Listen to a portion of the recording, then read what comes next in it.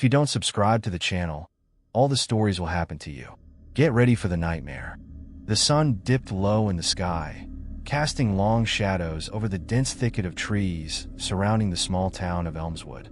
It was a tranquil evening, the kind that lulled residents into a false sense of security. Liam, a spirited young man with a penchant for adventure, often found solace in the woods just beyond his backyard.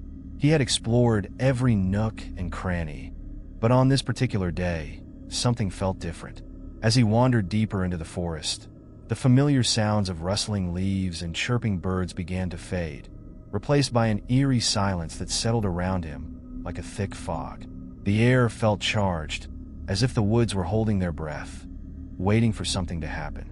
Just as he brushed aside a low-hanging branch, a piercing cry broke through the stillness, an unmistakable sound that sent chills racing down his spine. "Is that a baby?" Liam murmured, his heart racing with confusion and concern. He had heard tales of abandoned children and mysterious happenings in these woods, but he had never given them much credence. However, this cry was real, raw, and filled with desperation. Against his better judgment, he followed the sound, pushing through the underbrush. The further he ventured, the thicker the trees became, their gnarled branches clawing at his clothes as if trying to hold him back. The cry echoed again, stronger this time, pulling him forward like a siren's call. "Hello?" Liam called out hesitantly, his voice trembling. "Is anyone there?" Silence enveloped him again, the only sound his own heartbeat pounding in his ears. He hesitated, feeling a mix of fear and determination. He had to know where the sound was coming from. Steeling his nerves, he pressed on, his instincts guiding him deeper into the woods. As he navigated through the twisting paths, the trees parted slightly, revealing a small clearing bathed in the golden light of the setting sun. In the center of the clearing lay an old wooden cradle, its surface worn and splintered. But it was the sight of a tiny bundle nestled inside that made Liam's heart skip a beat. The baby lay swaddled in a tattered cloth, crying softly, its little fists waving in distress. Liam rushed forward, his heart aching at the sight. "Oh, sweetheart, what are you doing here?" he whispered, his hands trembling as he reached out. As he approached, he noticed that the clearing was unusually quiet, the air thick with an unexplainable tension. It felt as if the forest itself was holding its breath, waiting to see what would happen next. Liam glanced around, half expecting someone to emerge from the shadows, but there was only the sound of the baby's cries and the rustle of leaves in the gentle breeze. "Hey, it's okay," he soothed, gently lifting the baby from the cradle. The tiny face turned toward him, eyes wide and innocent. He could hardly believe how small and fragile it felt in his arms. "We're gonna get you out of here." But as he cradled the baby against his chest, the feeling of unease settled deeper into his bones. The woods around him seemed to pulse with an energy that made his skin crawl. He had to leave. He had to get back to town and find help. Just as he turned to retrace his steps, a low growl echoed from the trees behind him. Liam froze, his heart racing as he turned slowly, the baby still nestled protectively against him. Emerging from the shadows was a large, dark figure, its eyes gleaming in the fading light. "Who's there?" he called out, his voice shaky but firm. The figure stepped closer, revealing itself to be a man, his expression a mixture of anger and sorrow. "What are you doing with that child?" he demanded, his voice deep and authoritative. Liam instinctively took a step back, holding the baby closer. "I found her here. She was alone." The man's expression softened for a moment as he glanced at the infant, but then hardened again as he stepped forward. "You shouldn't have come here. This place is dangerous. And that child, she belongs to someone else." "What do you mean?" Liam's mind raced with questions, but before he could ask, the man was upon him, his presence overwhelming. "You need to leave now," he said, his tone brokering no argument. "I can't just leave her," Liam protested, panic rising within him. "She needs help." The man sighed heavily, running a hand through his hair. "You don't understand what you're getting into. There are forces at play in these woods that you can't begin to comprehend. If you take that child, you might bring something back with you." A chill ran down Liam's spine. "What do you mean? What's in these woods?" He stepped closer, lowering his voice. "There are things here that should remain hidden. This baby is a part of something much larger, a legacy of darkness that has haunted this forest for generations. You must leave before it's too late. Liam's heart raced, torn between his instinct to protect the child and the man's ominous warning. The baby's cries echoed in the silence, pleading for comfort and safety. He couldn't just abandon her, but the man's words sent a shiver of dread through him. "Please help me," he begged, his voice cracking. "I just want to keep her safe." The man hesitated, his gaze flickering between Liam and the baby. Finally, he let out a defeated breath. "Fine, but you must follow me. We need to get her out of here before it's too late." With no other choice, Liam nodded, gripping the baby tightly as he followed the man through the trees. The forest felt different now, the shadows lengthening and swirling around them as if alive. Liam couldn't shake the feeling that they were being watched, that something was lurking just beyond the reach of the light. As they moved swiftly through the underbrush, the man glanced back at him. "What's your name?" "Liam," he replied, his heart pounding. "Liam," he repeated, as if testing the name. "You need to trust me. I'm Jace, and I know these woods better than anyone. I can help you, but you must be careful. Once the darkness is stirred, it doesn't easily settle back." Liam nodded, fear and determination warring within him. He had entered these woods searching for adventure, but now he found himself entangled in something far more dangerous than he could have imagined. Together, they made their way through the twisting paths of the forest, the shadows closing in around them. With each step, Liam felt the weight of the unknown pressing down on him. But one thing was clear. He would do whatever it took to protect the baby in his arms. Liam followed Jace through the labyrinth of trees, the weight of the baby nestled against his chest, grounding him amid the rising tension. The shadows deepened as they moved, and the forest seemed to close in around them, muffling the sounds of the outside world. A chill crept into the air, making Liam shiver despite the warmth of the setting sun. "Stay close," Jace instructed, his voice low but firm. "We need to move quickly." Liam nodded, casting furtive glances over his shoulder. The shadows felt alive, twisting and shifting as if hiding secrets he wasn't meant to uncover. "Where are we going?" he asked, trying to steady his nerves. "To a safe place," Jace replied, his expression grim. "But you need to understand, the woods are more than they seem. There's a reason people have gone missing here." "What do you mean?" Liam asked, his curiosity getting the better of him. "There are stories," Jace continued, weaving through the underbrush. "Legends of an ancient power that resides in these woods. Many believe it can grant wishes, but at a terrible cost. Those who seek it are often consumed by it." Liam's heart raced at the thought. "And the baby? What does she have to do with it?" "She is part of a lineage tied to the forest," Jace said, glancing back at Liam. "Her presence here is not a coincidence. You may have awakened something by taking her from the cradle." The words sent a shiver down Liam's spine. "What are we going to do?" "First, we need to find shelter for the night. I know a cabin not far from here," Jace replied, his pace quickening. "It's protected, at least for now." As they hurried through the trees, Liam felt a sense of urgency building within him. The baby's soft coos calmed him momentarily, but the weight of the unknown hung heavily in the air.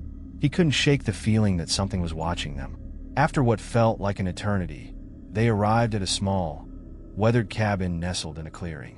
The structure was aged but sturdy, surrounded by tall trees that provided a natural barrier. Jace pushed the door open, revealing a dimly lit interior filled with rustic furnishings. "Get inside," Jace instructed, glancing over his shoulder as if expecting to see something lurking in the shadows. Liam stepped in cautiously, still cradling the baby protectively against him.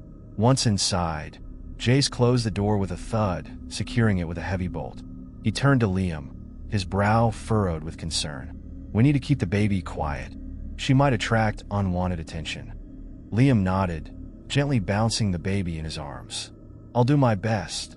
He glanced around the cabin, taking in the sparse decor, a table, a couple of chairs, and a worn fireplace. A sense of isolation settled around him, amplified by the darkness creeping in through the windows. It was hard to believe they were just moments away from the dense, chaotic woods. Jace knelt beside the fireplace, rummaging through a small chest. "I have some supplies here," he said, pulling out a few blankets and a canteen of water. "We can't stay here long. We need to figure out what to do next." Liam looked down at the baby, whose eyelids were growing heavy. "She needs to sleep. We can't just run around the woods all night." "You're right," Jace conceded, a hint of respect in his voice. "Let's settle her down first." Liam carefully laid the baby on the table, wrapping her in one of the blankets. As he did, he noticed a strange mark on the child's wrist, a small crescent shape, almost glowing in the dim light.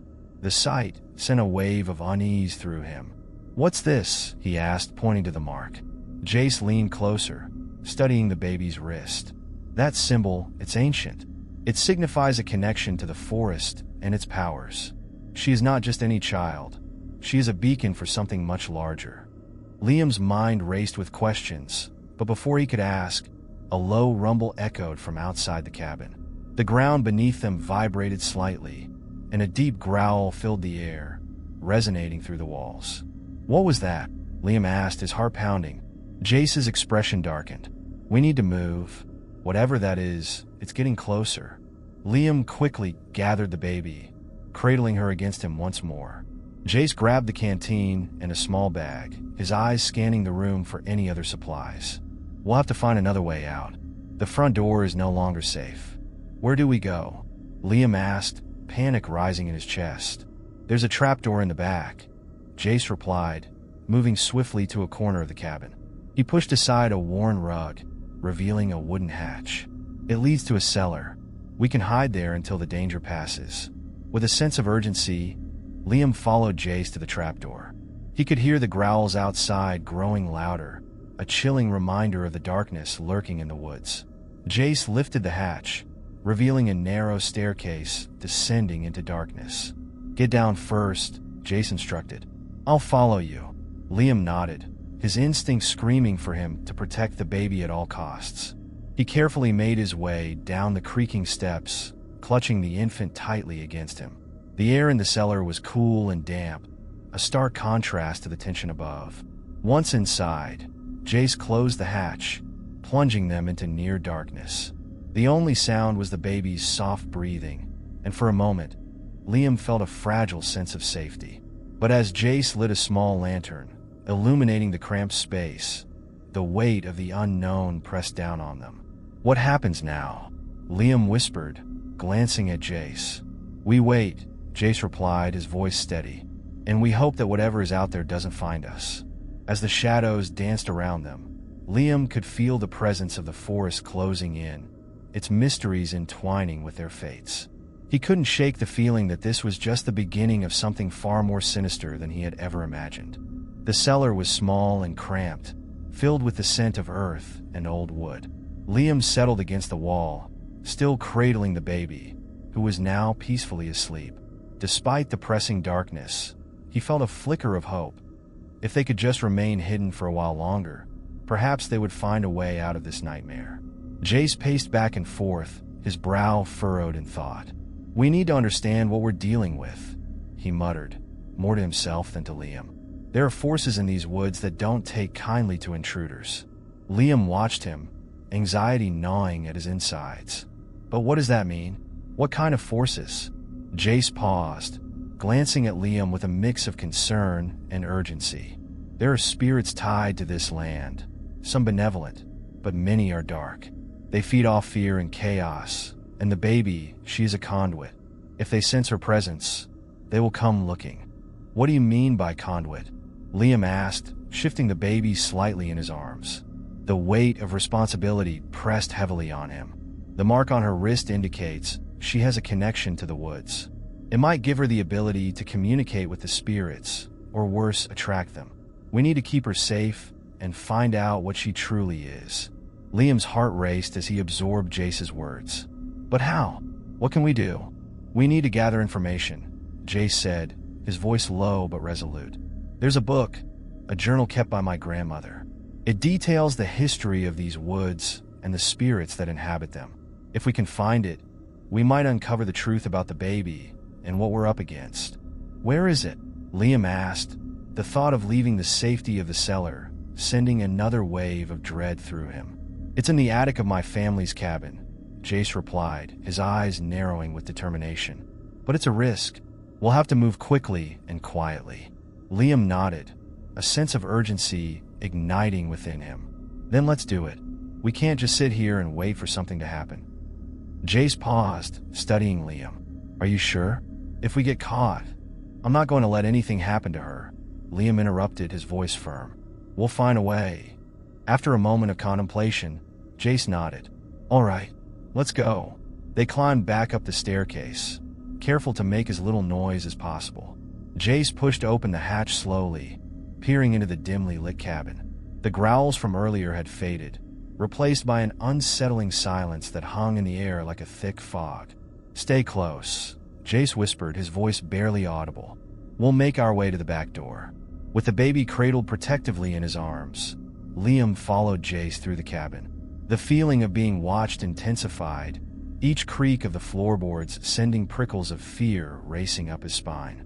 Jace led the way, his body tense with anticipation as they reached the back door. Jace opened it a crack, scanning the area beyond. It's clear for now, he said, slipping out into the cool night air. Liam followed, holding his breath as they stepped into the open. The forest was eerily quiet, the trees looming overhead like sentinels guarding their secrets. This way, Jace urged, moving quickly but quietly through the underbrush. Liam's heart raced as they navigated the familiar paths, the moon casting ghostly shadows on the ground. Every rustle of leaves felt amplified, a reminder of the danger lurking just beyond their sight. He could feel the tension coiling within him, each step forward a leap of faith into the unknown. As they approached Jace's family cabin, a chill swept through the air, causing Liam to shudder. Is it always this quiet? He whispered, glancing around nervously. Not usually, Jace replied, his tone grave. Something is definitely off tonight. They reached the cabin and slipped inside, the familiar scent of wood and old memories enveloping them. The journal should be in the attic, Jace said, leading the way up a narrow staircase. Liam followed, the baby still nestled close to him. As they reached the attic door, Jace hesitated, placing a hand on the handle. We should be quick, he warned. If something is out there, it could sense us. With a nod, Liam helped Jace push the door open. The attic was dimly lit, filled with old furniture and boxes piled high. Dust danced in the beams of moonlight filtering through a small window, and the air was thick with the scent of mildew and memories. Start looking, Jace instructed, moving toward a stack of boxes. It should be around here somewhere. As they searched through the clutter, Liam's mind raced with questions. He thought of the baby and the mark on her wrist, the whispers of darkness lurking in the forest, and the danger that seemed to follow them. Here it is, Jace exclaimed, pulling an old, leather-bound journal from beneath a pile of dusty blankets. He brushed off the cover, revealing intricate designs etched into the surface. Let's see what my grandmother knew about the spirits of these woods. Liam peered over Jace's shoulder as he opened the journal, revealing pages filled with elegant handwriting and strange sketches. Look, Jace said, tracing a finger over a drawing of a tree with twisted branches. This tree is said to be a gateway, a place where the veil between our world and the spirit realm is thin. Liam's heart raced as he studied the illustration. What does it say about it? It talks about a ritual, Jace replied, flipping through the pages. A way to commune with the spirits, but it also warns of the dangers. If the ritual is performed improperly, it can unleash the dark entities that haunt these woods. Liam's mind raced with possibilities. Could the baby be connected to this ritual?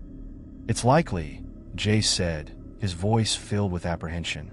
But we need to be cautious. If we attract the wrong attention, we might not make it out of here. Just then, a chilling wind swept through the attic, sending shivers down their spines.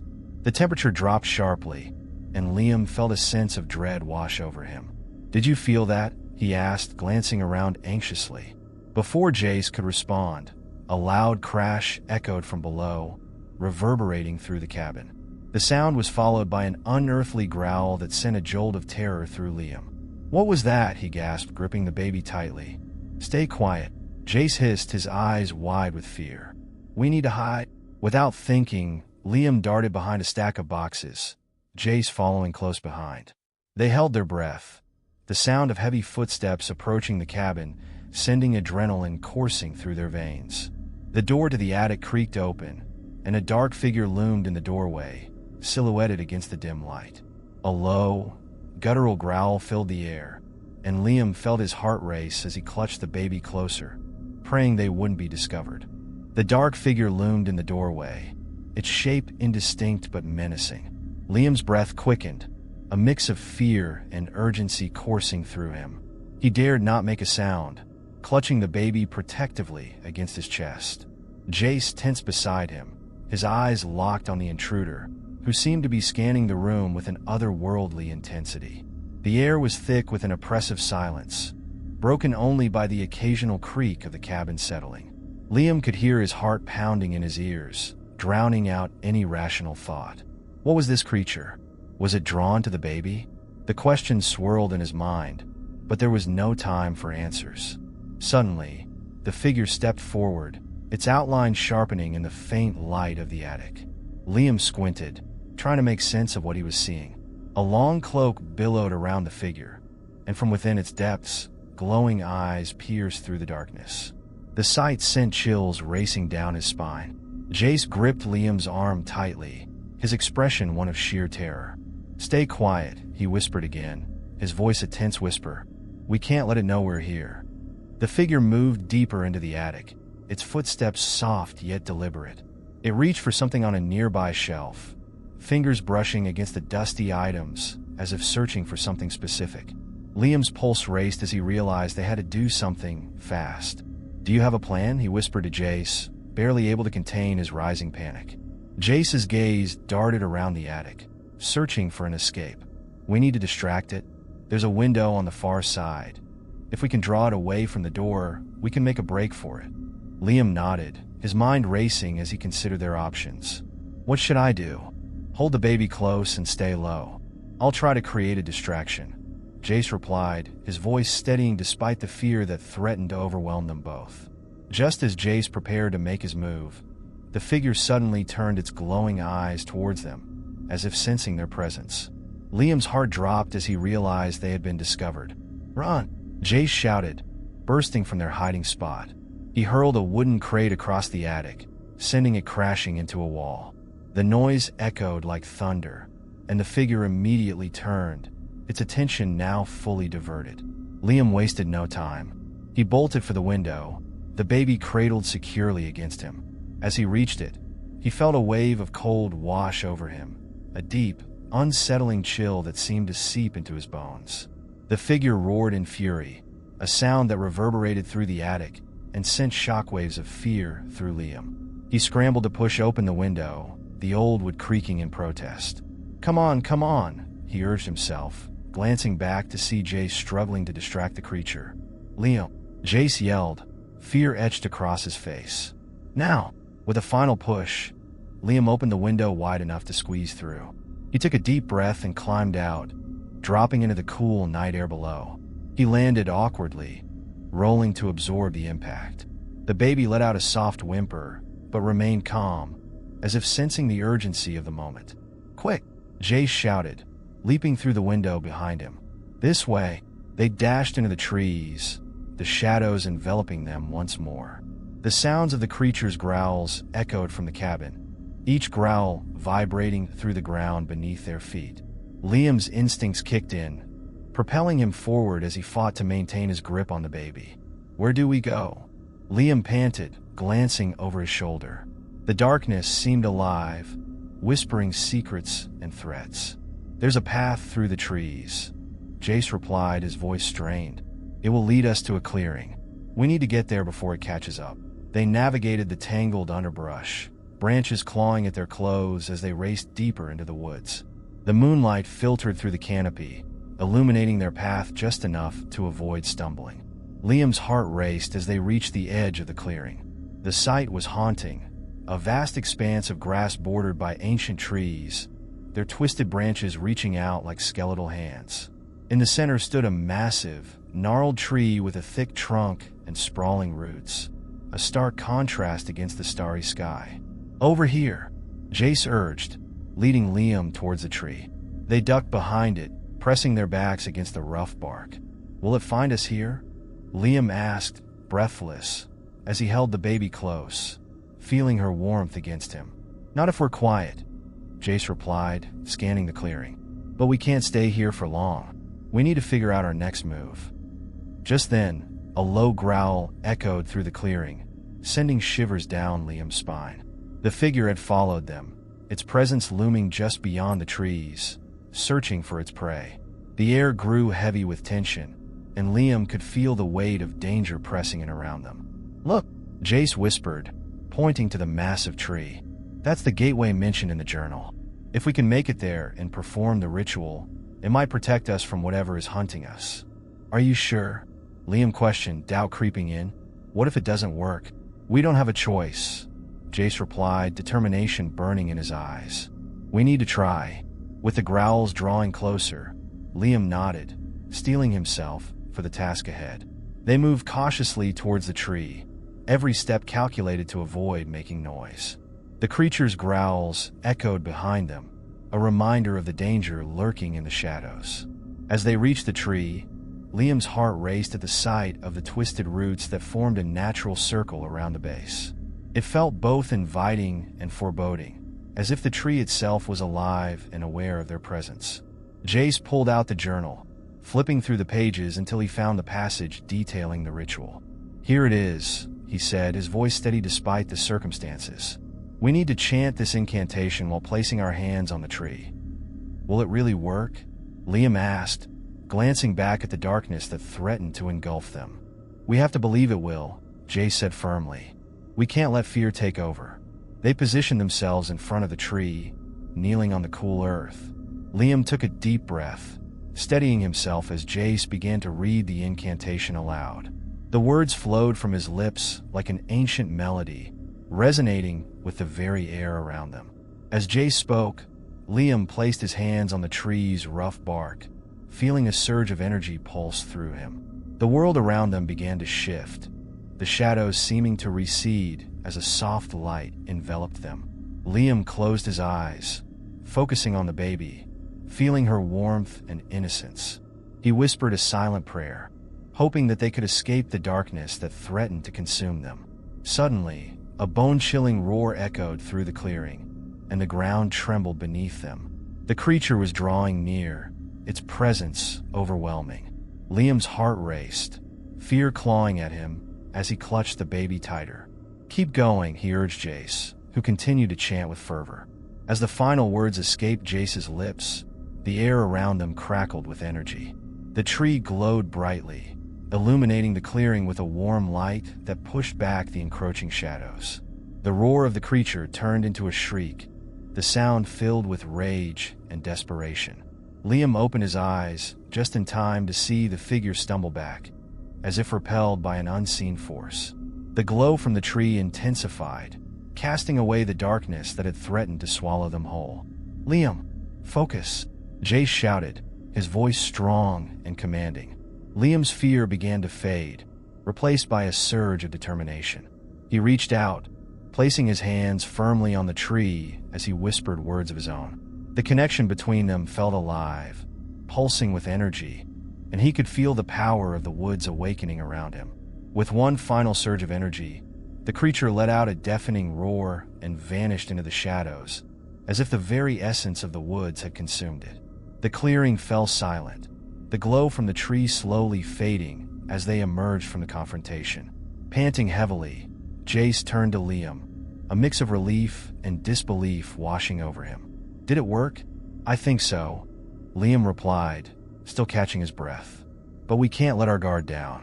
It could come back." Jace nodded, his expression serious. "We need to stay vigilant. There's still a lot we don't understand." As they gathered themselves, the baby stirred slightly, her soft coos breaking the heavy silence. Liam gently rocked her in his arms, grateful that she remained unharmed. "We need to find shelter," Jace said, scanning the darkened woods. "Somewhere safe until we can figure out our next move." "Where do we go?" Liam asked, his heart still racing. "There's an old ranger station not far from here," Jace replied, determination returning to his voice. "It's abandoned, but should offer us some protection." Liam nodded, ready to follow Jace's lead. The woods around them still felt alive with the echoes of the encounter, but he could also feel a sense of hope beginning to bloom within him. They had faced darkness and survived. Together, they would uncover the secrets of these woods and protect the innocent life they had sworn to defend. As they made their way through the trees, Liam couldn't shake the feeling that their journey was only just beginning, and the shadows of fear still lingered in the depths of the forest. The moon hung high in the sky as Liam and Jace navigated through the underbrush, the soft rustle of leaves their only company. Each step felt heavier as the weight of the woods pressed down around them, memories of the creatures still fresh in their minds. They had escaped for now, but a sense of unease lingered in the air, as if the forest itself was holding its breath, waiting for the next moment of danger. As they approached the old ranger station, the structure came into view, a weathered building sagging under the weight of time. Vines snaked up its walls, and the windows were dark, reflecting the moonlight like empty eyes. The surrounding trees stood like sentinels, keeping watch over the abandoned space. "Here it is," Jace said, gesturing to the entrance. "We should be able to find supplies inside." Liam nodded, still cradling the baby, whose quiet coos reassured him amidst the tension. They moved toward the door, its paint peeling and wood creaking in protest as Jace pushed it open. A gust of stale air greeted them, carrying the scent of damp wood and decay. "Stick close," Jace whispered, stepping inside and scanning the dimly lit interior. "We don't know what we might find in here." Liam followed, his eyes adjusting to the darkness. The ranger station was a time capsule of forgotten days, with dusty furniture strewn about, maps pinned to the walls, and remnants of past lives scattered across the floor. It was eerily silent, the kind of quiet that amplified the sound of their footsteps. "Look for anything useful," Jace instructed, moving toward a desk cluttered with papers. "We need food, water, anything that can help us." As Liam began to search through the room, he felt a chill sweep over him. The baby stirred slightly, her gaze drifting around the room, as if sensing the same presence that weighed heavily on Liam's heart. He forced himself to focus, rifling through a cupboard filled with old supplies. "Hey, I found some canned food," Jace called out, his voice echoing in the stillness. "And look, water bottles too." Relief flooded through Liam. They had managed to find supplies, a small victory amidst the chaos. But as he turned to face Jace, he caught sight of a newspaper clipping pinned to the wall, its edges frayed and yellowed with age. Curiosity piqued, Liam stepped closer to inspect it. The headline read, "Mysterious disappearances continue in the woods." His heart sank as he scanned the article, detailing a string of missing persons cases that had plagued the area for years. Each name was accompanied by a photograph, faces frozen in time, all last seen near the very woods they had just escaped. "Liam, come check this out," Jace called, interrupting his thoughts. He gestured toward a large map spread out on the table, marked with various symbols and notes. "I think this might be important." Liam tore himself away from the article and joined Jace at the table. The map was dotted with markings, some resembling trails, others indicating points of interest. There were also scribbled notes in the margins, details about sightings of strange creatures and unexplained phenomena. "What do you think this is?" Liam asked, his brow furrowing as he studied the map. "I think it's a record of everything that's happened in these woods," Jace replied, tracing a finger along one of the marked paths. "Look here. This line leads to a cave system. It could be where the creature came from." Liam felt a shiver run down his spine at the thought. "You think it's hiding in there?" "Possibly," Jace said, his expression growing serious. "If we want to understand what's happening, we might have to investigate that cave." As they pored over the map, the silence of the ranger station grew heavier, almost suffocating. Liam's instincts flared, and he glanced back at the doorway, sensing that they were not alone. "Did you hear that?" Liam whispered, his heart racing. "Hear what?" Jace replied, glancing up from the map. "It sounded like footsteps," Liam said, straining to listen. The creaking of the old building seemed to come alive, shadows dancing in the corners of his vision. "We should hurry. Let's grab what we can and get out of here," Jace agreed, his voice tense. They quickly stuffed supplies into their bags, adrenaline pumping through their veins. Just as they finished packing, a loud thud echoed from the back of the building, followed by the unmistakable sound of something, or someone, moving through the shadows. Liam's breath hitched in his throat as he exchanged a panicked glance with Jace. "Hi," Jace whispered urgently, leading them behind a nearby shelf stacked with old equipment. They crouched low, hearts pounding, listening intently as the footsteps grew louder. "What if it's the creature?" Liam murmured, clutching the baby protectively. "Just stay quiet," Jace replied, his eyes darting around for any potential escape routes. "We'll figure it out." The footsteps grew closer, heavy and deliberate, until they stopped just outside their hiding place. Liam held his breath, his mind racing as he imagined the worst. He could feel the baby's small body tense against him, sensing the danger surrounding them. Moments stretched into what felt like eternity as they waited, the silence amplifying the thudding of their hearts. Just when Liam thought he couldn't bear it any longer, the figure stepped into view, a man dressed in rugged outdoor gear, his face etched with concern. "Is anyone here?" the man called out, his voice steady. "I mean no harm." Liam blinked in surprise, his heart racing from fear to confusion. "Who are you?" he called back, cautious yet desperate for answers. "I'm Eric," the man replied, stepping further into the dim light of the ranger station. "I've been searching for anyone who might be lost in these woods. I know how dangerous it can be out here." Jace exchanged a look with Liam, uncertainty written on their faces. "Dangerous? You have no idea," Jace replied, stepping out from behind the shelf. Liam followed suit, still cradling the baby. "We just encountered something terrifying." Eric's expression turned serious, concern etching deeper lines on his face. "You're not the first to say that. There have been stories, rumors about a creature that haunts these woods, but I thought they were just legends." "They're not," Liam said, feeling a surge of urgency. "We saw it, and it chased us here." "Is it still nearby?" Eric asked, his voice lowering to a whisper. "We don't know," Jace admitted, "but we can't stay here. We need to figure out how to stop it." Eric nodded, his eyes scanning the map still laid out on the table. "You found this?" he asked, gesturing to the markings. "It could help us understand what we're dealing with." "Yeah," Liam said, stepping closer to the table. "It leads to a cave system that might be the creature's lair." Eric's eyes lit up with determination. "Then we need to go there. It's the only way to confront this thing before it takes more lives." The three of them exchanged looks, a silent agreement passing between them. They had come too far to turn back now. With the weight of the unknown looming ahead, they grabbed their supplies and prepared to leave the safety of the ranger station behind. As they stepped out into the cool night air, Liam felt a mix of trepidation and resolve. The woods whispered around them, the shadows shifting as they made their way toward the cave. They would face the darkness head-on and uncover the secrets that lay hidden within the heart of the forest. The forest was alive with sounds as Liam, Jace, and Eric ventured deeper into the woods, their flashlights slicing through the thick darkness. The path they followed wound like a serpent, twisting through gnarled trees and thick underbrush. Liam held the baby close, feeling her warmth against him, a constant reminder of why they had to face this unknown terror. "Are we sure this is the right way?" Jace asked, glancing at the map in Eric's hands.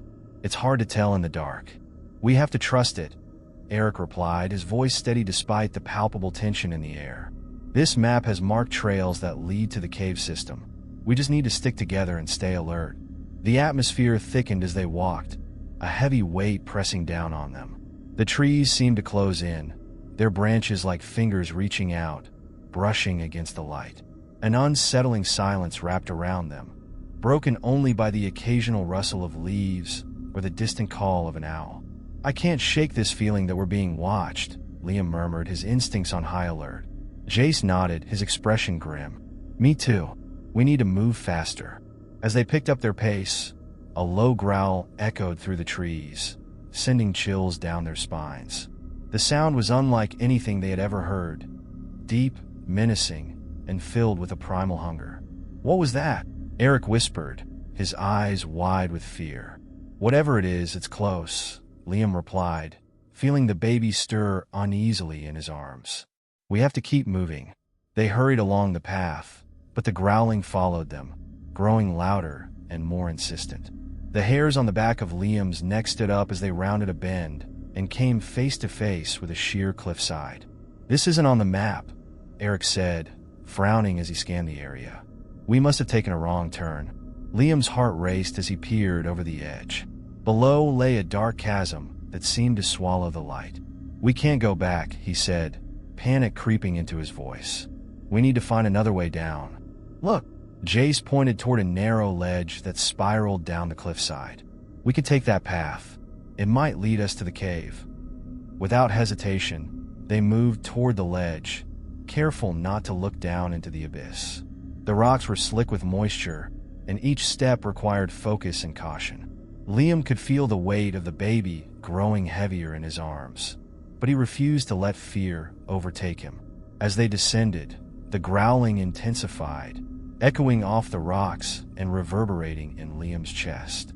"We're running out of time," he said, urgency driving him forward. "We need to hurry." The ledge twisted and turned, and just as they thought they had reached a safe point, a sudden rush of wind blew past them, sending loose stones tumbling into the darkness below. "Go! Go!" Jace shouted, urging them onward. They picked up their pace, adrenaline fueling their descent.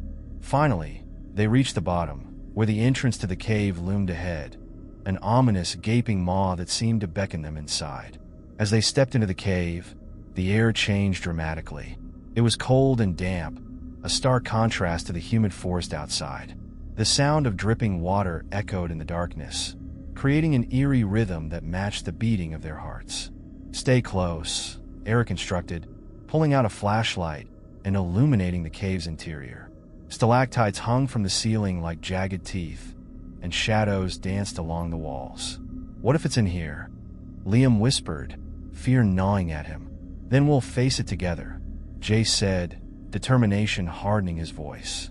"We have to find out what's going on. For the baby." As they ventured deeper, they stumbled upon strange markings on the cave walls, symbols that looked ancient and foreign. Liam felt a shiver run down his spine, a sense of foreboding creeping in as he studied the drawings. "What do you think these mean?" Jace asked, tracing his fingers over the symbols. "They could be warnings," Eric replied, his brow furrowed in concentration. "Or maybe they're connected to whatever is living here." Before they could delve deeper into the meaning of the markings, a low growl echoed from within the darkness of the cave. It was closer now, more menacing, and it sent a jolt of fear through Liam. "Let's move," he urged, picking up the pace as the growl transformed into a series of guttural snarls, resonating through the cave. Suddenly, a figure burst from the shadows, massive and terrifying, with glowing eyes that pierced the darkness. The creature stood before them, a grotesque blend of animal and something far more sinister. Its breath came in ragged huffs, and it exuded an aura of primal rage. "Run!" Eric shouted, instinctively grabbing Jace and Liam by the arms as they turned to flee deeper into the cave. Panic surged through them as they sprinted away from the creature, their footsteps echoing in the cavernous space. Liam clutched the baby tightly, his heart racing, feeling every beat in sync with the urgency of their escape. The growls of the creature chased them through the winding passages, growing fainter as they dove into a narrow tunnel. But Liam knew they couldn't stop yet. They needed to find a place to regroup and figure out their next move. After what felt like an eternity of running, they finally came upon a small chamber, its walls lined with rocks and sparse vegetation. They collapsed against the wall, panting heavily, their breaths mingling with the cold, damp air. "We need a plan," Jace said, still gasping for breath. "That thing is hunting us." Liam nodded, his mind racing as he glanced at the baby, who had fallen silent in his arms. "We can't let it find us again. We have to outsmart it." Eric leaned against the wall, his eyes scanning their surroundings. "What if we use the symbols on the walls? They might hold some clues about the creature." Liam considered this, his heart still racing. "Let's take a closer look. Maybe they'll tell us how to deal with it." As they examined the symbols in the dim light, a glimmer of hope began to bloom within Liam. They had survived the first encounter, and together, They would uncover the truth behind the creature that haunted these woods. The small chamber felt like a sanctuary amidst the chaos of the cave. Liam, Jace, and Eric gathered around the wall, the strange symbols etched into the stone glowing faintly in the dim light. As their eyes adjusted, they could see the intricate patterns intertwined, each line telling a story that had long been forgotten. "Look at this one," Jace said, pointing to a symbol that resembled a crescent moon with a series of dots around it. "It looks like it could represent phases. Maybe something to do with the creature's cycle? Or it could indicate times when it's most active," Eric suggested, tracing the symbol with his finger. "If we can figure out when that is, we might be able to plan our next move." Liam felt a surge of determination. "Let's keep looking for more clues. There must be a way to understand what we're dealing with." They began to explore the chamber more thoroughly, inspecting the walls for any signs of meaning. As they worked, the tension began to ease, replaced by a growing sense of purpose. Each symbol they uncovered brought them closer to unraveling the mystery of the creature. "Over here," Eric called out, excitement lacing his voice. He pointed to a larger symbol that depicted a creature resembling the one they had encountered, though it appeared less menacing in the drawing. Instead, it was surrounded by a circle of light. "This must represent something significant," Eric mused. "Maybe it signifies a protector or guardian of the forest. What if this creature is not just a monster?" Jace speculated. "What if it's something more complex? Perhaps it's been misunderstood?" Liam considered this, his mind racing. If it's a guardian, then maybe there's a reason it's been aggressive. Could it be protecting something? They shared contemplative glances, the pieces of the puzzle beginning to fall into place. The woods held more than just darkness. They were alive with secrets and untold stories. Just then, a low rumble echoed through the chamber, shaking the ground beneath them. Liam's heart raced as they looked at one another in alarm. "We need to move now," he urged, fear creeping back into his voice. The creature could be regrouping. With urgency, they made their way back through the narrow tunnel, moving cautiously but quickly. As they entered the larger cavern, the oppressive silence returned, but there was no sign of the creature. They had temporarily escaped its grasp, but Liam knew it wouldn't be long before they faced it again. "Where do we go from here?" Jace asked, glancing nervously around the expansive cave. "We can't just wander aimlessly. There should be more paths that connect to this one," Eric said, his flashlight scanning the walls for any sign of an exit. "We need to find another route, one that leads away from the creature." As they moved deeper into the cave, they stumbled upon another chamber, this one filled with remnants of past explorers. Old gear lay scattered on the floor, backpacks, climbing equipment, and torn maps. Liam's stomach twisted at the thought of those who had ventured here before them, perhaps meeting the same fate they feared. "What happened to them?" Liam whispered, his voice barely breaking the stillness. "They must have gotten lost," Jace replied, examining a tattered backpack. "Or worse." Eric knelt beside a faded map, tracing the paths that led through the cave system. "We can use this. It might show a way out or at least guide us to safety." As they gathered the supplies and studied the map, Liam couldn't shake the feeling of dread that settled over him. The presence of the creature was still looming, and the woods outside felt like a distant memory. They had entered a realm of shadows, and he feared what awaited them. Suddenly, the ground trembled beneath them again, this time more violently. The sound of rocks crashing echoed through the chamber, and dust rained down from the ceiling. "Go!" Eric shouted, urgency seeping into his voice. "We need to get out of here." They darted toward the exit, navigating through the debris and fallen rocks. The cave was collapsing, and they could hear the creature's growls echoing in the distance, closer now. "Which way?" Liam shouted, panic rising as they reached a fork in the tunnel. "Left," Jace yelled, grabbing Liam's arm and pulling him toward the opening.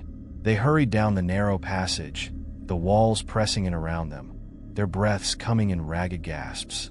The growling grew louder, reverberating off the walls like thunder. Liam felt the baby tremble against him, and he instinctively held her tighter, desperate to protect her from the chaos. "Keep moving," Eric urged, determination etched on his face. "We can't stop now."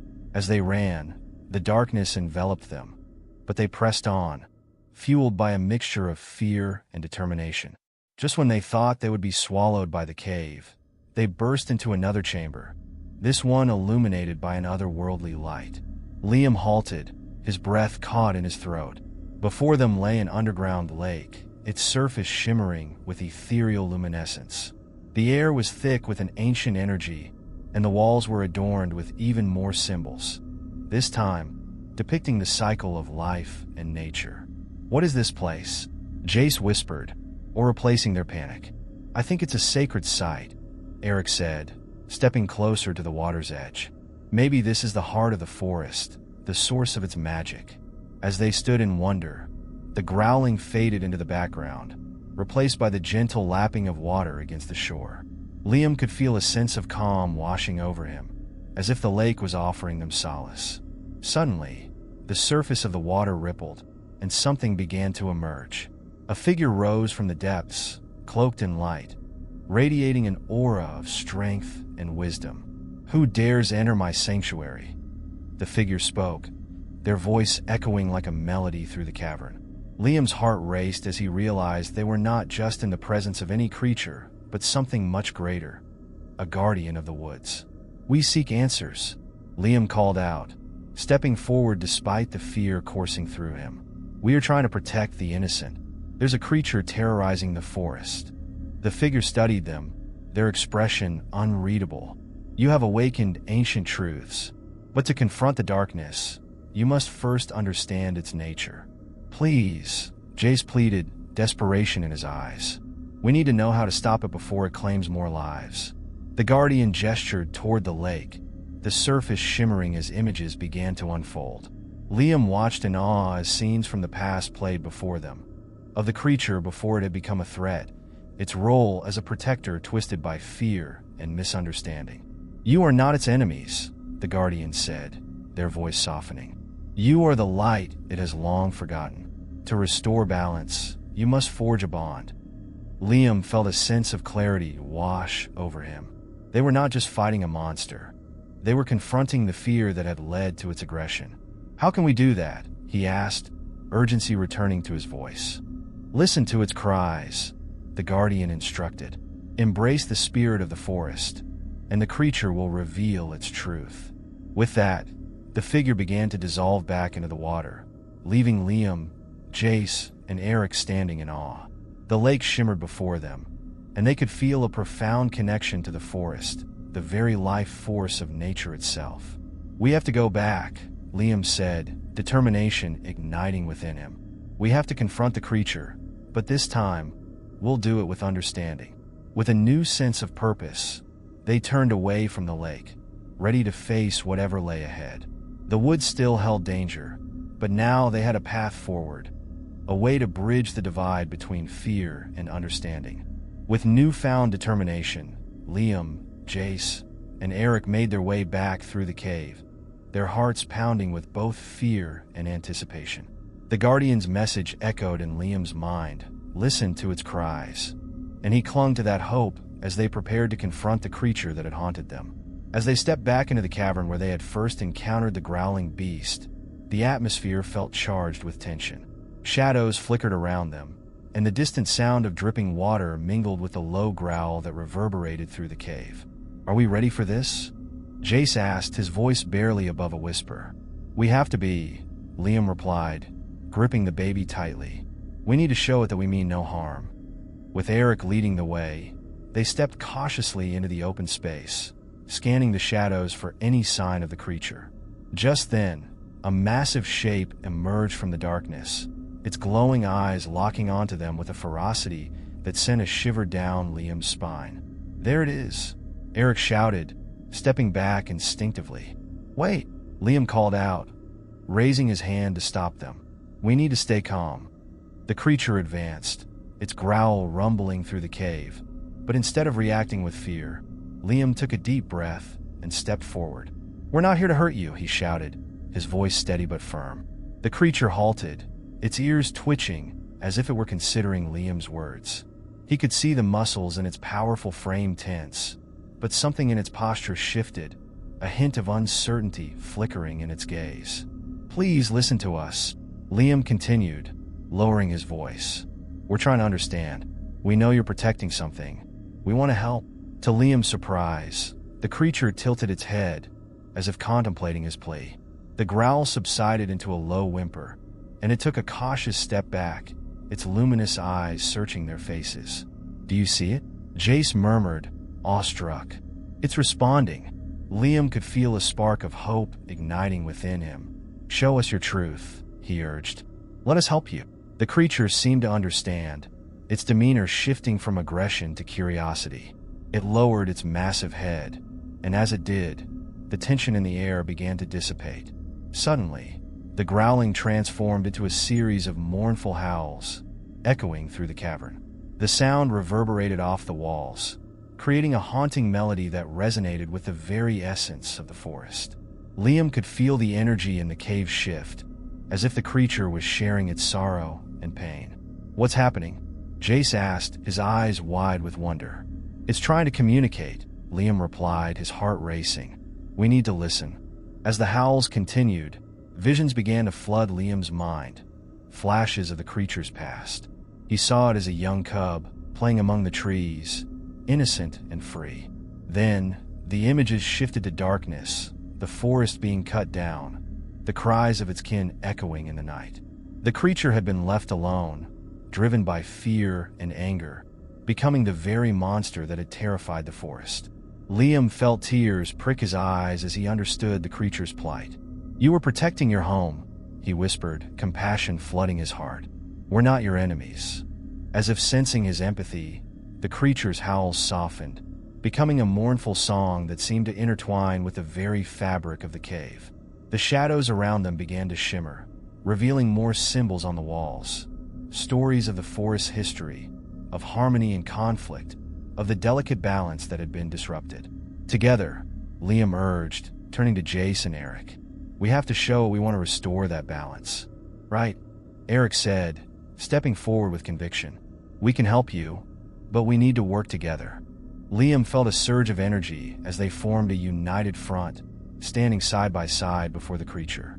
"We will protect your home," he vowed, his voice echoing with resolve. "We will bring the forest back to life." As if acknowledging their promise, the creature took a tentative step closer, its eyes softening. The howling faded into a gentle rumble, and in that moment, the bond between them grew stronger, a connection forged through understanding and compassion. Suddenly, the cave trembled, but this time it felt different. The ground shook, as if the very heart of the forest was responding to their declaration. The creature began to glow, its form radiating warmth and light, and Liam felt a wave of energy wash over him. In a flash, the creature lunged forward, and Liam braced himself, expecting a confrontation. But instead, it leaned down, gently nudging the baby in his arms. To his astonishment, the baby began to giggle, her laughter echoing in the cavern. "It's okay," Liam whispered, a smile breaking across his face. "It's not a monster, it's a guardian." The creature emitted a low rumble that sounded almost like a chuckle, and in that moment, the connection was solidified. Liam realized they had not only confronted the creature, but had also transformed it back into the protector it once was. "We need to go back to the surface," Liam said, his heart filled with hope. "We need to show everyone that the forest is alive and worth saving." With the creature by their side, they began to make their way back through the cave. The path felt different now, inviting and full of promise. The symbols on the walls glowed brighter as they passed, illuminating the way forward. As they reached the cave entrance, the world outside felt transformed. The forest was no longer a place of fear, but of renewal and life. Liam, Jace, and Eric stepped into the sunlight, the creature following closely behind, its presence now a beacon of hope. Stepping out of the cave felt like emerging from a long, dark tunnel into a sunlit world. The air was fresh and invigorating, filled with the scents of pine and wildflowers. As Liam, Jace, and Eric stood at the cave's entrance, the sunlight bathed them in warmth, and for the first time, they could see the forest not as a source of terror, but as a realm of beauty and life. Beside them, the creature, the guardian, stood tall, its form now glowing softly in the daylight. The energy it radiated felt protective and calming, and Liam couldn't help but smile as the baby cooed in delight, reaching out toward the majestic beast. "What now?" Jace asked, excitement bubbling in his voice. "How do we show everyone what we've learned?" Liam looked at the Guardian, whose eyes sparkled with understanding. "We need to bring the community together," he replied, determination surging within him. "They need to know that the creature is not a monster, but a protector. We can help restore balance in the forest." "Let's gather everyone at the edge of the woods," Eric suggested. "If we can bring them here and show them the Guardian, it might help change their minds." With their mission clear, they set off toward the village, their hearts racing with anticipation. As they walked, Liam could feel the Guardian's presence beside them, a reminder of the transformation that had taken place. When they reached the edge of the woods, they were met with curious stares from the villagers who had gathered, their expressions a mix of skepticism and concern. Whispers floated through the crowd, and Liam sensed the fear lingering in the air. "Liam, is that?" One of the villagers, an older man named Thomas, squinted into the forest. "Is that the creature?" "It is," Liam called out, stepping forward to face the crowd. "But it's not what you think. It's a guardian of the forest, not a monster." Skepticism swept through the crowd like a chill, but Liam pressed on. "We've seen what it truly is. It was protecting its home and its kind when it acted out. But it can also protect us if we allow it." Jace joined in, gesturing toward the Guardian. "We need to work together with it, not against it. The forest is alive, and we can restore balance if we help each other." The murmurs grew louder, filled with doubt. "You can't trust that beast. It's dangerous," another villager shouted, fear etched on her face. "Please," Liam implored, desperation creeping into his voice. "We were all scared, but we faced it and learned the truth. This creature has the power to heal our land, to protect our homes. We can't let fear dictate our actions any longer." Just then, the Guardian stepped forward, its presence commanding attention. With a deep rumble, it let out a sound that resonated through the air, a gentle yet powerful call. The villagers fell silent, captivated by the creature's majesty. "Look!" Eric exclaimed, pointing at the Guardian. "It's showing us it means no harm." The Guardian lowered its head, and in that moment, Liam felt a surge of hope. "We have a chance to protect our home," he said, glancing at the villagers. "If we can come together, we can bring life back to the forest." After a tense moment, Thomas stepped forward, his expression softening. "If you believe it can help us, then we must try," he said, a hint of determination in his voice. The crowd stirred, hesitant but curious. Slowly, others began to nod in agreement, their fear giving way to a sense of possibility. "We'll work together," Jace declared, stepping forward with newfound confidence. "We'll create a sanctuary for the Guardian, for the forest, and for our community." As the villagers began to rally around Liam, Jace, and Eric, the Guardian watched with what seemed like approval. The bond they had formed now extended beyond just the three of them. It encompassed the entire community, united in their shared goal. Days turned into weeks as they set to work, transforming the edge of the woods into a sanctuary. With the Guardian guiding them, they planted trees, cleared debris, and restored the natural balance that had been lost. The forest began to thrive once more, blooming with life, color, and energy.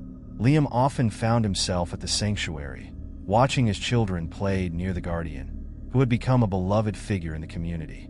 The once feared creature now stood as a symbol of hope and unity, bridging the gap between humanity and nature.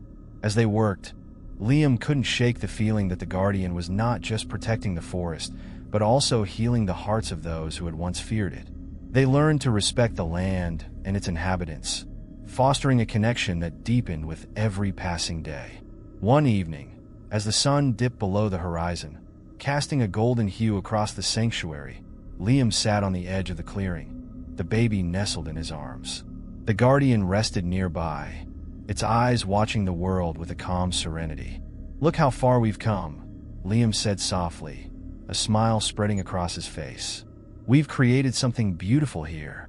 "It's incredible," Jace agreed, joining Liam. "And to think, it all started with a cry in the woods." Maybe that cry was a call to action, Eric suggested, a thoughtful expression on his face. A reminder that we have to listen to the world around us. As they sat together, laughter and joy echoed throughout the sanctuary, the community united in celebration. Liam felt a sense of peace wash over him, knowing they had not only saved the Guardian, but had also transformed their own lives in the process. The sun rose on a new day, casting golden rays over the sanctuary that had flourished in the heart of the forest. The once quiet space was now alive with the sounds of laughter, chatter, and the rustling of leaves. Children played near the Guardian, who had become an integral part of their lives, embodying the spirit of the forest they had come to love. As Liam stood at the edge of the clearing, he marveled at how much had changed since that fateful day when he first heard the cry of the baby in the woods. The vibrant colors of the flowers and the lush greenery around him felt like a testament to their hard work and dedication. Today was special. They had organized a community celebration to honor the Guardian and their newfound harmony with the forest. Villagers were gathering, bringing food, music, and crafts to share, creating a tapestry of connection that echoed through the woods. "Are you ready for this?" Jace asked, his voice tinged with excitement.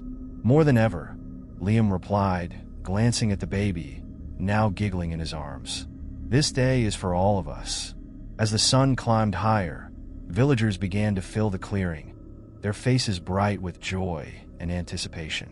Liam, Jace, and Eric had prepared a series of activities that would help the community bond with the Guardian and foster a deeper understanding of their shared home.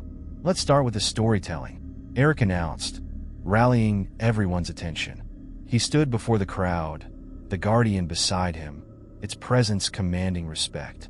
"We have gathered here today to celebrate not just the forest but also our connection to it," Eric began. "Our Guardian has shown us the importance of living in harmony with nature. Let's share stories of our experiences, of what we've learned, and how we can continue to protect our home." One by one, villagers stepped forward to share their tales. An elder spoke of the forest in its prime, rich with life and wonder, while children recounted adventures they had embarked upon, playing hide-and-seek among the trees. The stories flowed like a river, binding the community closer together. Liam felt a swell of pride as he listened, realizing that the fear that once divided them had transformed into understanding and respect. The Guardian stood tall, its glowing eyes reflecting the happiness of the moment. Next came the art and crafts, where villagers created paintings and sculptures inspired by the forest and the Guardian. They adorned the clearing with beautiful creations that celebrated the very essence of life around them. The air buzzed with creativity, and Liam felt the energy pulsating through the crowd. It was a powerful reminder of how art could foster connections and honor the world they lived in. As dusk began to fall, the villagers gathered around a large bonfire, the flames flickering against the night sky. The warmth enveloped them, creating an atmosphere of camaraderie. Liam stood beside Jace and Eric, the baby sleeping peacefully in his arms. "This is just the beginning, isn't it?" Jace mused, gazing at the glowing faces around them. "We've built something incredible." "Absolutely," Liam replied, his heart full. "We've learned to listen, to care, and to protect what matters most." With the fire crackling, they moved to the final part of the celebration, the lighting of lanterns. Each villager was given a lantern, and together they walked to the edge of the forest. "Tonight, we light these lanterns to symbolize our commitment to protect the forest and the Guardian," Liam announced, his voice steady. "Let these lights guide us as we continue to nurture our bond with nature." One by one, they lit their lanterns, the warm glow reflecting in their eyes. As they released them into the sky, a breathtaking sight unfolded, an array of lights floating above the trees, twinkling like stars. Liam felt a sense of connection wash over him, understanding that their journey had only just begun. They had not only saved the Guardian, but had also discovered a deeper purpose: to become stewards of the land, to share their knowledge with future generations. As the last lantern disappeared into the night, the villagers joined together in a song, their voices rising in harmony. The melody echoed through the forest, a promise to honor the land that had given them so much. Standing there, Liam held the baby close, listening to the laughter and music. He knew that their lives had been irrevocably changed, that the forest would continue to thrive, and that they would work together to ensure its future. In that moment, he felt the warmth of the guardian beside him, a silent promise of protection and hope. They had forged a new path, one that celebrated life, connection, and the beauty of nature. The cries that had once echoed through the woods were now replaced with laughter, songs, and a sense of community. And as the stars shone brightly above, Liam realized they were all part of a larger story, one that would continue to unfold for generations to come. Don't forget to subscribe in the channel and like the video for more contents. The sun was setting over the small coastal town of Windermere, casting an amber glow over the quaint houses and the shimmering waves of the ocean. Nathan, a curious 12-year-old with tousled brown hair and an adventurous spirit, loved exploring the nooks and crannies of his hometown. Little did he know that this day would lead him on a treasure hunt that would change his life forever. It all began when Nathan decided to visit his grandfather's attic, a place filled with memories and dust. The attic was a labyrinth of old furniture, cobwebs, and forgotten treasures. His grandfather had always told him stories about the old map that once belonged to a legendary pirate, but Nathan never believed it could actually exist. As he rummaged through boxes, he stumbled upon an old wooden chest, its surface worn and scratched. Excitement bubbled within him as he opened it, revealing an assortment of trinkets, coins, and a rolled-up piece of parchment. Carefully, he unrolled the parchment, his eyes widening as he realized what he was holding. It was a treasure map. The ink was faded, but the outline of the coastline and various landmarks were still visible. Nathan's heart raced as he spotted the large red X, marking a location deep in the nearby forest. He could hardly contain his excitement. This was it, the adventure he had always dreamed of. With the map in hand, he sprinted down the stairs, nearly tripping over his own feet. "Mom, Dad," he shouted, running into the living room where his parents were relaxing. "What's all the fuss about?" his father asked, raising an eyebrow. "I found a treasure map in Grandpa's attic," Nathan exclaimed, holding up the parchment. "Look, it has an X that marks the spot." His mother glanced at the map, her expression shifting to one of concern. "Nathan, treasure hunting is dangerous. You shouldn't go alone." "I won't go alone. I'll take Ben with me," he quickly suggested, referring to his best friend, Benji, a loyal companion who was always up for an adventure. His father chuckled. "All right, but be careful, and be home before dark." With his parents' reluctant blessing, Nathan raced to Benji's house, excitement coursing through his veins. When he arrived, he found Benji in his backyard, meticulously building a fort out of branches and leaves. "Nathan, what's up?" Benji greeted, wiping his hands on his shorts. "I found a treasure map," Nathan declared, nearly bouncing on his toes. "It's got an X and everything. We have to go find it." Benji's eyes lit up. "A treasure map? Are you serious? Let's go." They quickly gathered supplies, a flashlight, a water bottle, and some snacks, before heading toward the forest that bordered their town. The air was thick with anticipation as they entered the woods, the tall trees towering over them like ancient guardians. "Do you really think we'll find treasure?" Benji asked, glancing at the map as they walked. "Of course. This is our chance to have an adventure," Nathan replied, his voice filled with enthusiasm. Following the landmarks on the map, they navigated through the forest, excitement building with every step. They passed by a babbling brook, an old fallen tree, and a clearing filled with wildflowers. But as they ventured deeper, the shadows grew longer, and the atmosphere changed. "Do you think we're getting close?" Benji asked, glancing around nervously. "I think so," Nathan replied, studying the map closely. "We just need to find that big rock formation." As they moved forward, the sun dipped lower in the sky, casting eerie shapes among the trees. Nathan felt a thrill of fear mixed with excitement. They finally spotted the large rock formation, just as depicted on the map. "Here it is," Nathan exclaimed, heart racing. "The X should be right around here." They started searching the area, excitement tinged with a hint of anxiety. Nathan's heart raced as he knelt down, brushing aside leaves and dirt. "It's got to be here somewhere," he muttered to himself. Suddenly, Benji let out a gasp. "Nathan, over here. I think I found something." Nathan rushed over to where Benji stood, pointing at a small, weathered box half buried in the ground. It looked ancient, its surface covered in moss and dirt. "Is this it?"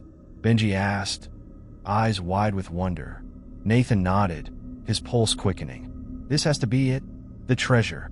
They worked together to unearth the box, their hands trembling with anticipation.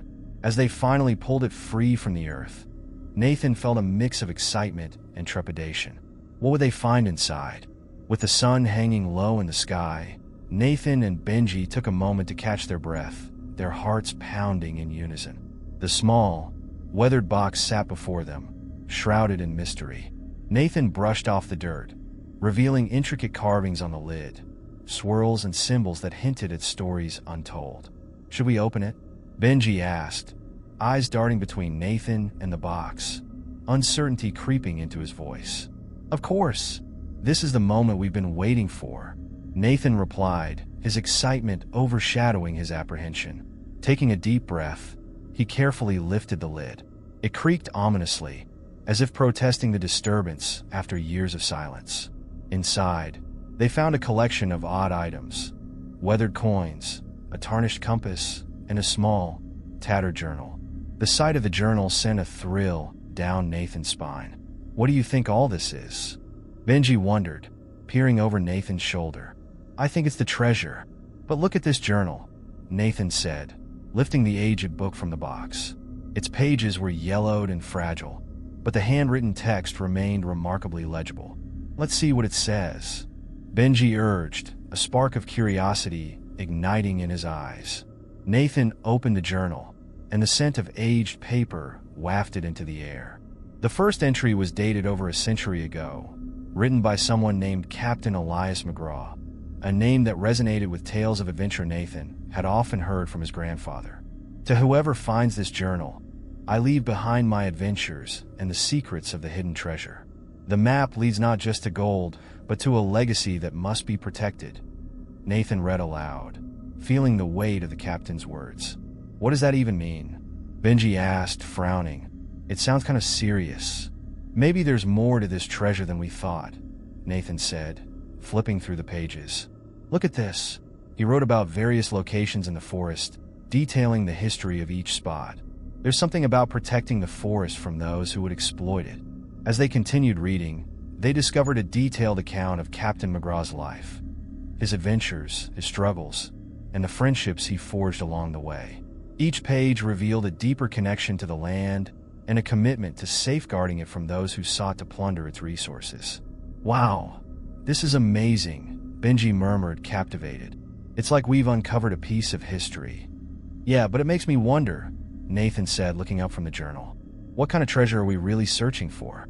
Is it just gold, or is it something more valuable?" Before Benji could respond, the wind picked up, rustling the leaves above them. A shiver ran down Nathan's spine as he glanced around the forest, the shadows growing longer. "We should probably head back soon. It's getting late."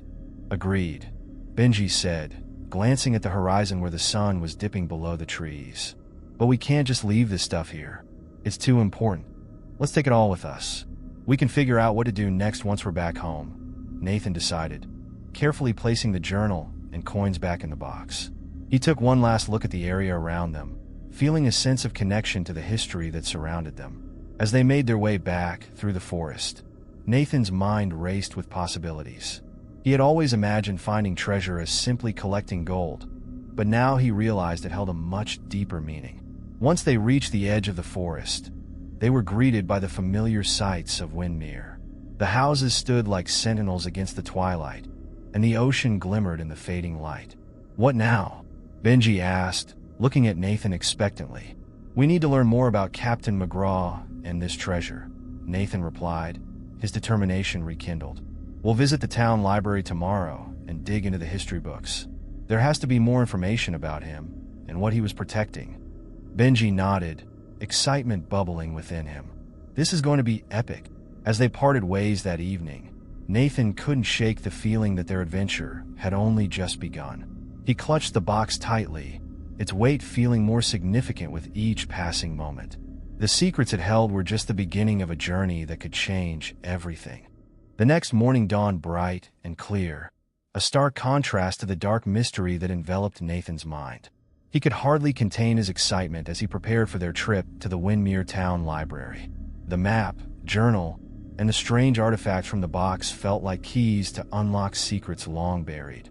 After breakfast, Nathan met Benji at the library, where rows of dusty books lined the walls, and the scent of old paper filled the air. "I can't wait to find out more about Captain McGraw," Nathan exclaimed, his eyes gleaming with determination. "Let's head straight to the history section," Benji suggested, leading the way.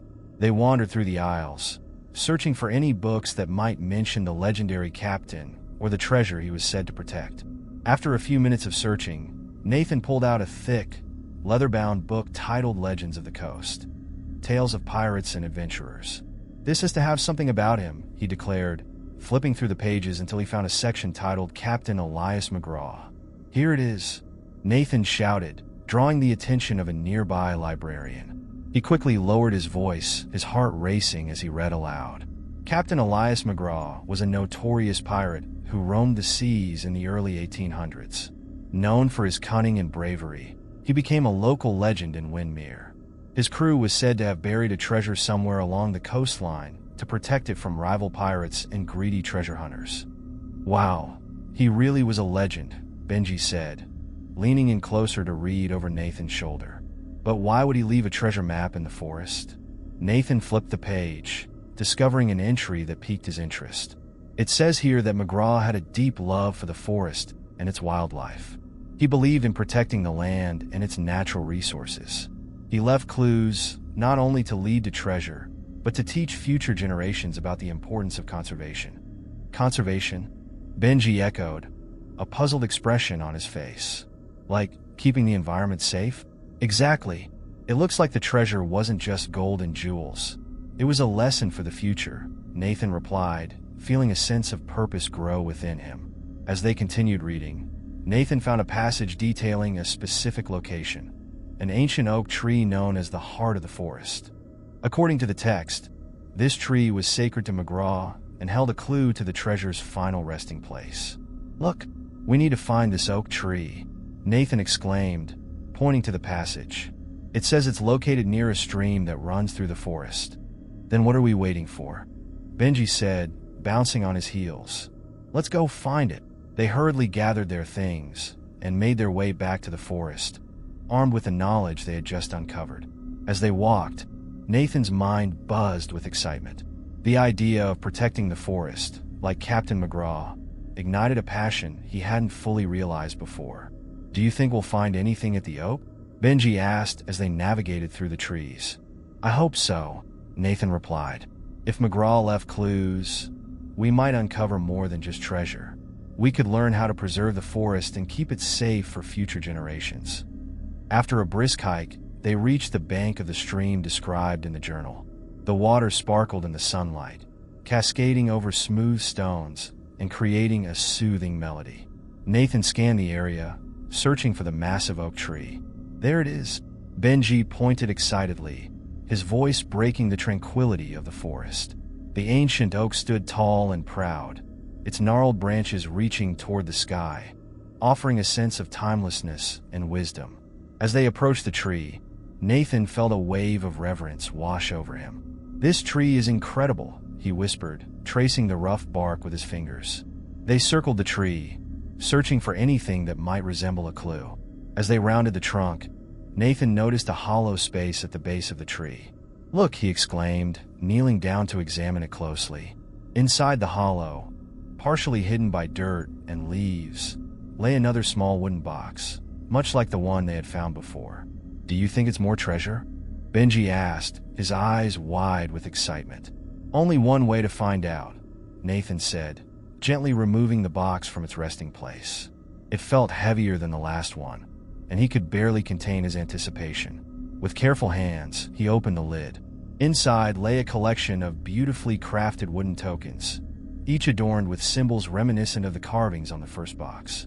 Tucked beneath the tokens was another journal, this one newer, its leather cover embossed with intricate designs. "This must be another journal," Nathan said, his heart racing. He lifted it out, noticing the first few pages were blank. Maybe it's a continuation of Captain McGraw's story. As he flipped through the pages, Benji leaned in closer. What does it say? The first entry is dated a few years after the last journal. Nathan read aloud. I found this tree to be a sanctuary, a place where the whispers of the past guide the future. The forest has become a part of me, and I will do everything in my power to protect it. Wow, Benji said, awe evident in his voice. It sounds like he took his mission seriously. Nathan nodded, continuing to read. He mentions a hidden cave that contains not just gold but the true essence of what it means to protect the land. The last page hints at the location of this cave. Where is it? Benji asked, leaning closer, eager to know what lay ahead. Nathan flipped to the last entry, a sense of urgency growing in him. It says to look for the whispering stones by the cliffside at the edge of the forest. The cave lies behind them. Then we have to go, Benji urged, practically bouncing with excitement. Let's find this cave and see what it holds. As they left the ancient oak behind, Nathan felt an overwhelming sense of purpose. This treasure hunt was becoming something greater than he had ever imagined. They were not just searching for riches. They were uncovering a legacy of conservation and connection to the land. With newfound determination, they set off toward the cliffside, ready to discover what awaited them behind the whispering stones. As Nathan and Benji made their way through the forest, the sunlight danced through the leaves, casting playful shadows on the ground. The thrill of discovery propelled them forward, their hearts racing with anticipation. They exchanged eager glances, their minds filled with thoughts of the hidden cave and what secrets it might hold. After a brisk walk, they arrived at the cliffside. Towering stone walls loomed above them, rough and imposing, yet beautiful in their natural form.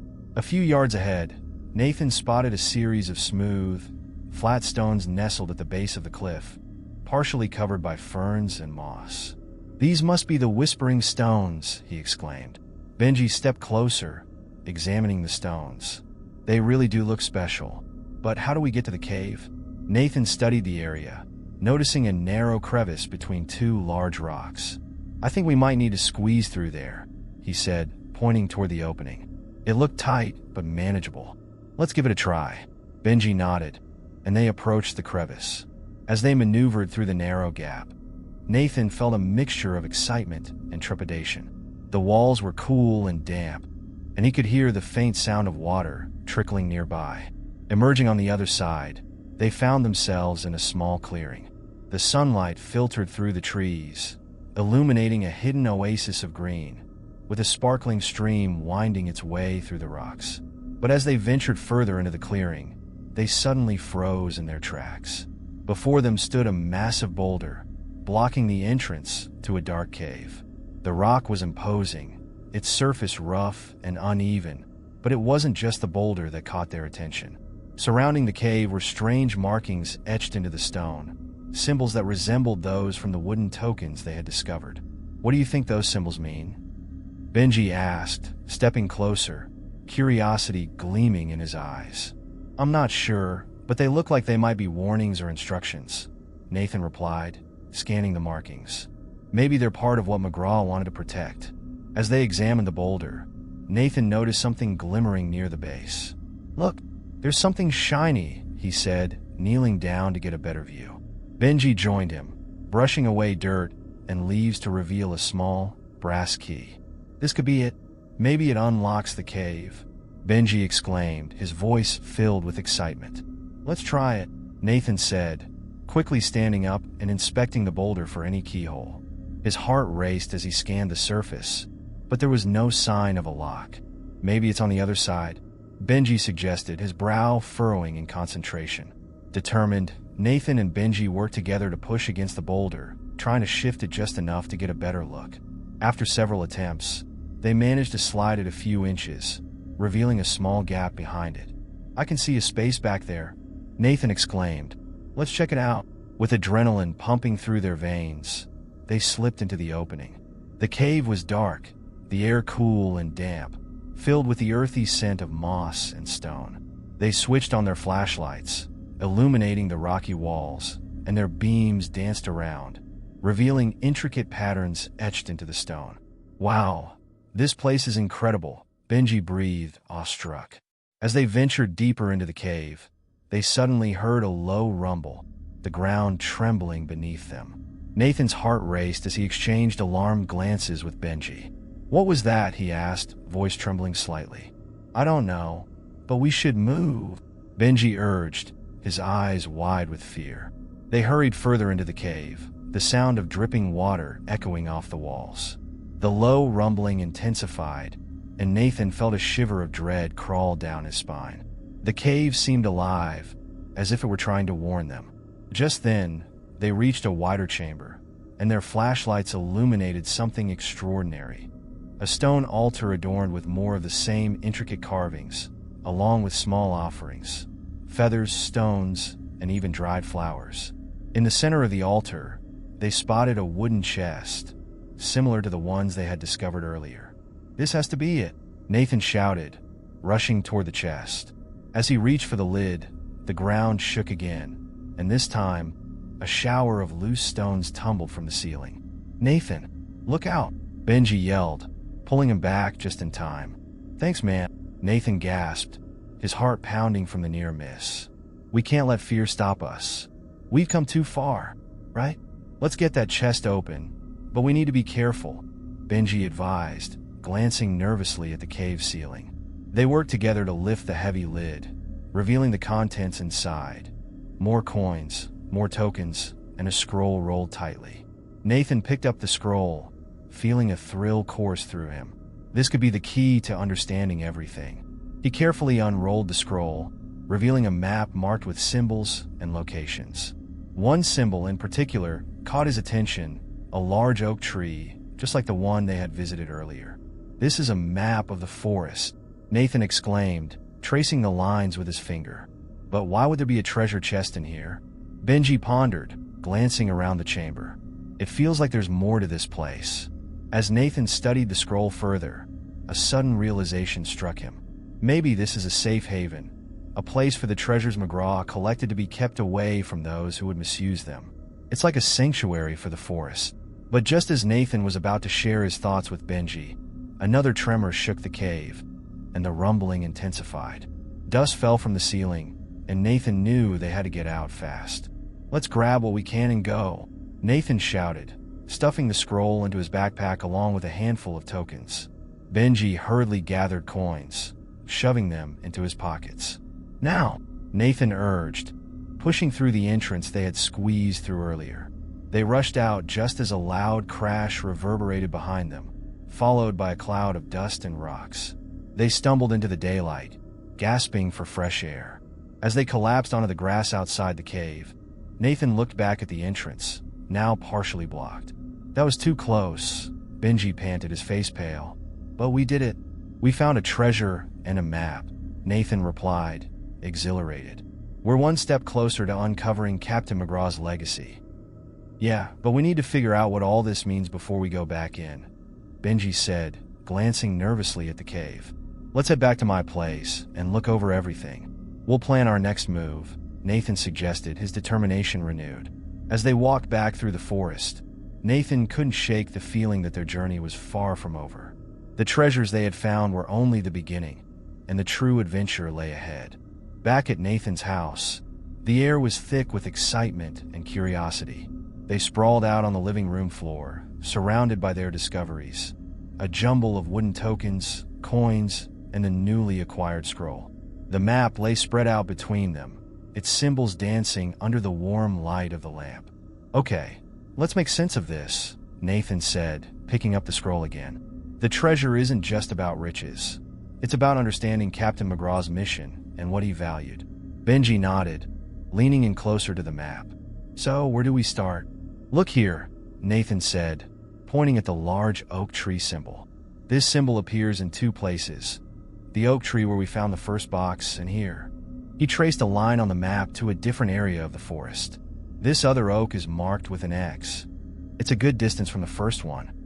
Let's check it out," Benji urged, enthusiasm bubbling in his voice. "What if it leads us to another clue?"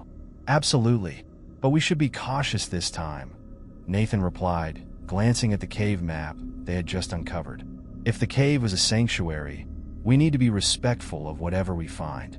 As they prepared to head back into the woods, Nathan's mom walked into the living room, raising an eyebrow at the chaos. What are you boys up to? We found this treasure map, and we're going to explore more of the forest, Nathan exclaimed, barely able to contain his excitement. Just be careful, okay? The woods can be unpredictable, she said, concern creasing her forehead. We will, Benji promised, and with that, they grabbed their backpacks and headed out again, the thrill of adventure propelling them forward. The forest felt different this time, as if it were holding its breath in anticipation of their next move. The rustling leaves whispered secrets, and Nathan could feel the energy of the trees surrounding them.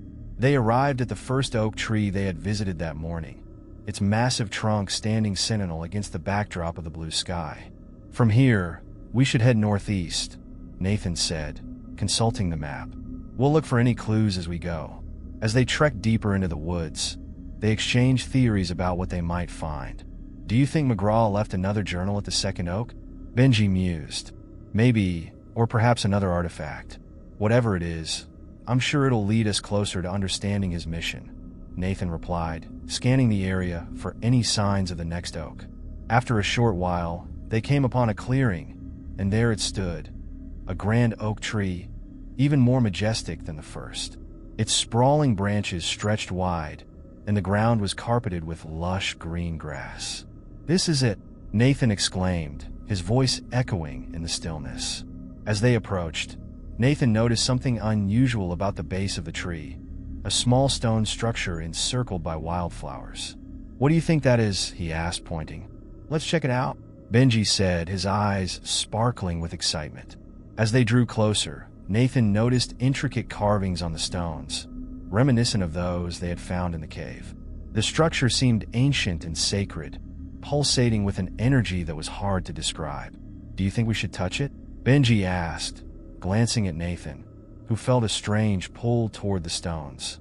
I think we should, carefully, Nathan replied, kneeling beside the structure. He reached out to touch one of the stones, and as his fingers brushed against the cool surface, a soft glow emanated from the carvings. What the? Benji gasped, stepping back in surprise. Wait, it's okay. Nathan reassured him, watching as the glow intensified, casting light all around them. Suddenly, the ground trembled, and a low humming sound resonated through the air. Then, as quickly as it had started, the glow faded, leaving behind a single wooden token at the base of the structure. Nathan picked it up, examining the intricate carvings that mirrored those they had discovered earlier. What just happened? Benji whispered, still in awe. I think this token is another clue, Nathan said, turning it over in his hand. The symbols danced under the sunlight, and Nathan felt an inexplicable connection to the past. Let's look at it closely, Benji suggested, pulling out the other tokens and laying them side by side. The new token matched the others, but it also had additional markings. Look here, Nathan pointed. This symbol wasn't on the other tokens. It looks like a compass rose. What does that mean? Benji asked, curiosity piqued. It could mean that McGraw wanted to guide future generations, just as he was guided, Nathan mused. Maybe we need to find a specific direction to go next. They pulled out the map once more, Nathan's heart racing. If we follow the compass direction... Wait, Benji interrupted, looking up with concern. Do you hear that? Nathan strained his ears, and faintly in the distance, he could hear the sound of footsteps approaching, accompanied by low voices. We need to hide, Nathan whispered urgently. They quickly ducked behind the oak, hearts pounding in their chests. Nathan peeked around the trunk, and his breath hitched. Two figures, rugged and worn, emerged from the underbrush. Hunters, clad in camouflage gear, their eyes scanning the ground. What are they doing here? Benji whispered, his eyes wide with fear. I don't know, but we can't let them find us. They might be looking for the treasure too, Nathan replied, trying to keep his voice steady. The hunters moved closer, and Nathan's heart raced. He felt the weight of the tokens and the scroll in his bag, and a sense of urgency washed over him. They needed to protect the legacy of Captain McGraw, and the last thing they could afford was for these hunters to discover what they had found. We should wait until they leave, Benji suggested, his eyes darting nervously. As the hunters drew nearer, Nathan could hear snippets of their conversation. We need to find it before anyone else does, one of them muttered. That treasure is ours for the taking. Nathan exchanged a worried glance with Benji. They know about the treasure. We have to get out of here. With their hearts pounding, they quietly retreated behind the oak, moving away from the hunters. As they made their way through the forest, they could still hear the hunters discussing their plans.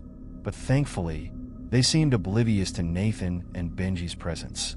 Once they were far enough away, Nathan exhaled deeply. That was too close, he said, trying to calm his racing heart.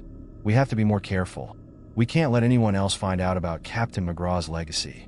Agreed, Benji said, glancing back toward where they had come from. But we still need to figure out what this compass token means. Nathan nodded, the weight of their discovery heavy on his shoulders.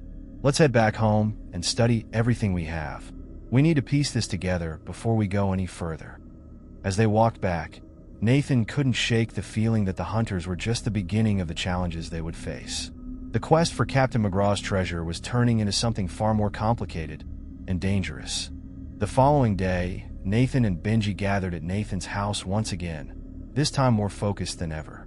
The morning sun poured through the windows, illuminating the clutter of tokens, the scroll, and the treasure map spread across the dining table. They were determined to unravel the mystery surrounding Captain McGraw and his hidden legacy. I can't stop thinking about those hunters, Benji said, his brow furrowed in concern. If they're looking for the treasure, we might be in real trouble. I know, Nathan replied, biting his lip. We need to be extra careful, but we can't let fear hold us back. McGraw's legacy is too important. Benji nodded, albeit reluctantly. You're right, but we have to figure out what this compass token means. It's our only lead. Let's look for patterns, Nathan suggested, pulling out the wooden tokens once more. They laid them all out, studying the markings closely. The compass symbol stood out among the rest, its significance weighing heavily on them. Maybe the compass can guide us to a specific location, Nathan mused, tracing the symbol with his finger. We need to figure out what direction it points to. Or maybe it's telling us to look in a specific area of the forest, Benji added, glancing at the map. What if we set up a search grid based on the compass directions? That's a great idea, Nathan replied, his excitement rekindling. They quickly drew a makeshift grid on a piece of paper, marking down the various directions they could explore based on the compass. As they brainstormed, the doorbell rang, interrupting their flow. Nathan opened the door to find his neighbor, Mrs. Henderson, standing on the porch with a concerned expression. Hello, boys. I heard you've been exploring the forest. I wanted to warn you about something. What's going on, Mrs. Henderson? Nathan asked, sensing the urgency in her voice. There have been strange sightings in the woods lately, people lurking around after dark. I just thought you should know to be careful, she advised, her voice wavering slightly. Thanks for the heads up, Benji said, sharing a worried glance with Nathan. We've already had some close calls. Mrs. Henderson's eyes widened. Be vigilant, boys. The woods hold many secrets, and not all of them are friendly. With that, she left, leaving Nathan and Benji feeling uneasy. The weight of her warning settled heavily in the room. Maybe we should lay low for a bit, Benji suggested, his voice barely above a whisper. At least until we know more. Or we could go out at night, Nathan countered, a daring glint in his eyes. We could find out who else is out there. If those hunters are out looking for treasure, we need to understand their intentions. Are you serious? That sounds dangerous, Benji exclaimed, looking incredulous. Dangerous, yes, but we need to gather information. We can't let them catch us off guard, Nathan replied, feeling a surge of determination. After some discussion, they decided to go out that evening, armed with flashlights and a sense of adventure. As dusk fell over the town, they crept into the forest, the trees casting long shadows in the fading light. They moved cautiously, staying close to the path they had traveled before. The sounds of crickets filled the air, and an eerie silence settled around them, amplifying their every step. Nathan could feel his heart racing as the anticipation built. Where do you think we should go? Benji asked, glancing nervously around. Let's head toward the clearing near the first oak tree, Nathan suggested. If those hunters are around, That's the best place to catch a glimpse of them. As they approached the clearing, they noticed a flickering light in the distance. Nathan held his breath, motioning for Benji to stay quiet. They crouched behind a bush, peering out toward the source of the light. A small campfire crackled, and Nathan squinted to make out the figures gathered around it. There were 3 hunters, huddled close together, their voices low and urgent. "Did you see that kid earlier? The one who was snooping around?" one of the hunters asked, tossing a twig into the fire. "Yeah, he's been poking around more than he should. We need to keep an eye on him. If he gets too close, we can't let him know about our plans," another replied, his tone serious. "They won't stop until they find it," the third hunter said, his eyes glinting in the firelight. "We need to act fast. I don't want anyone else getting their hands on McGraw's treasure." Nathan's heart raced at the mention of McGraw's treasure. They were clearly after what he and Benji had discovered, and the urgency in their voices sent a chill down his spine. "We need to go," Nathan whispered urgently to Benji. "They're not just after the treasure. They're after us too." As they quietly retreated, Nathan felt the weight of the situation pressing down on him. The hunters' intentions were far from innocent, and the adventure they had once seen as thrilling was now dangerously close to becoming a nightmare. Once they were a safe distance away, Nathan and Benji stopped to catch their breath, the gravity of the hunters' conversation sinking in. "They know who we are," Benji said, his voice shaky. "What if they come after us?" "We'll outsmart them," Nathan said, determination hardening his resolve. "We can't let them ruin this for us. We need to get back to the map and plan our next steps. We have to stay one step ahead." With that, they hurried back to Nathan's house, fueled by a mix of fear and adrenaline. The world outside felt darker now, the shadows creeping in closer, and the weight of the unknown looming above them. They sat down at the table again, poring over the map and the scroll, a sense of urgency coloring their every move. The thrill of adventure had morphed into something more serious, an unspoken understanding that they were in over their heads. But as Nathan looked at the map, he knew they couldn't turn back now. The legacy of Captain McGraw beckoned, and he would do whatever it took to uncover its secrets, even if it meant facing the dangers that lurked in the shadows. The next day, Nathan and Benji were up early, the sun barely peeking over the horizon. They met in Nathan's garage, armed with flashlights, snacks, and a newfound determination. The map was pinned to the wall, a reminder of their mission. "We need to figure out where that compass points," Nathan said, his finger tracing the symbol once more. "If we can decode that, it might lead us to the next clue, and hopefully keep us ahead of the hunters." Benji nodded, excitement rekindling in his eyes. "What if it points to another place in the woods? We should be ready for anything this time." "I agree," Nathan replied, rummaging through a box to find their old camping gear. "Let's pack the essentials. We'll be in and out before anyone even knows we're there." With their gear packed, they headed back into the woods, their nerves tingling with a mix of fear and exhilaration. The forest felt different today, charged with a sense of purpose and mystery. After retracing their steps to the clearing by the first oak, Nathan held up the compass token, hoping it would offer some guidance. "Based on this, we should head southeast from here," he said, looking at the map. "That's where the compass points." Benji glanced around nervously. "What if those hunters show up? We need to stay hidden." "Let's be quick and quiet," Nathan suggested. They moved stealthily, keeping low to the ground, eyes peeled for any sign of danger.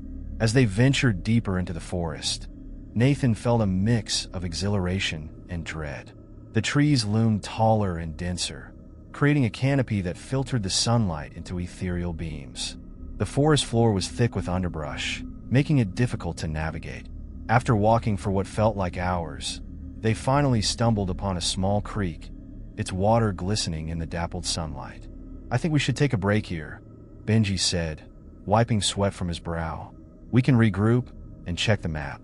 They settled on a flat rock near the water's edge, catching their breath and sipping from their water bottles. Nathan pulled out the map and studied it closely. "According to the compass direction, we should be getting close to another landmark." "What do you think that landmark is?" Benji asked, peering over Nathan's shoulder. "Could be anything. Another tree, a rock formation, maybe even a cave," Nathan replied, scanning the area around them. Let's keep an eye out. Just then, Nathan spotted something glinting near the base of a large tree a short distance away. "Look, over there," he exclaimed, pointing. "Do you see that?" Benji squinted, and a look of realization crossed his face. "It looks like a chest." They both jumped up, adrenaline surging through them as they approached the tree. Sure enough, nestled among the roots was a small wooden chest, weathered but intact. What if it's another clue? Nathan breathed, excitement bubbling within him. "Only one way to find out," Benji replied, crouching beside the chest. They both glanced at each other, hearts racing, before Nathan carefully lifted the lid. Inside lay a collection of old, dust-covered journals and a small, intricately carved figurine that resembled a ship. Nathan picked up one of the journals, its leather cover cracked, but still holding together. "This must be McGraw's journal," he exclaimed, flipping it open. As they began to read, the excitement shifted to confusion. The pages contained cryptic notes, sketches of locations, and references to places they hadn't yet discovered. "This is amazing," Nathan murmured, scanning the entries. "What does it say?" Benji leaned in closer. "There are references to a hidden island and a final treasure," Nathan read aloud, his brow furrowing.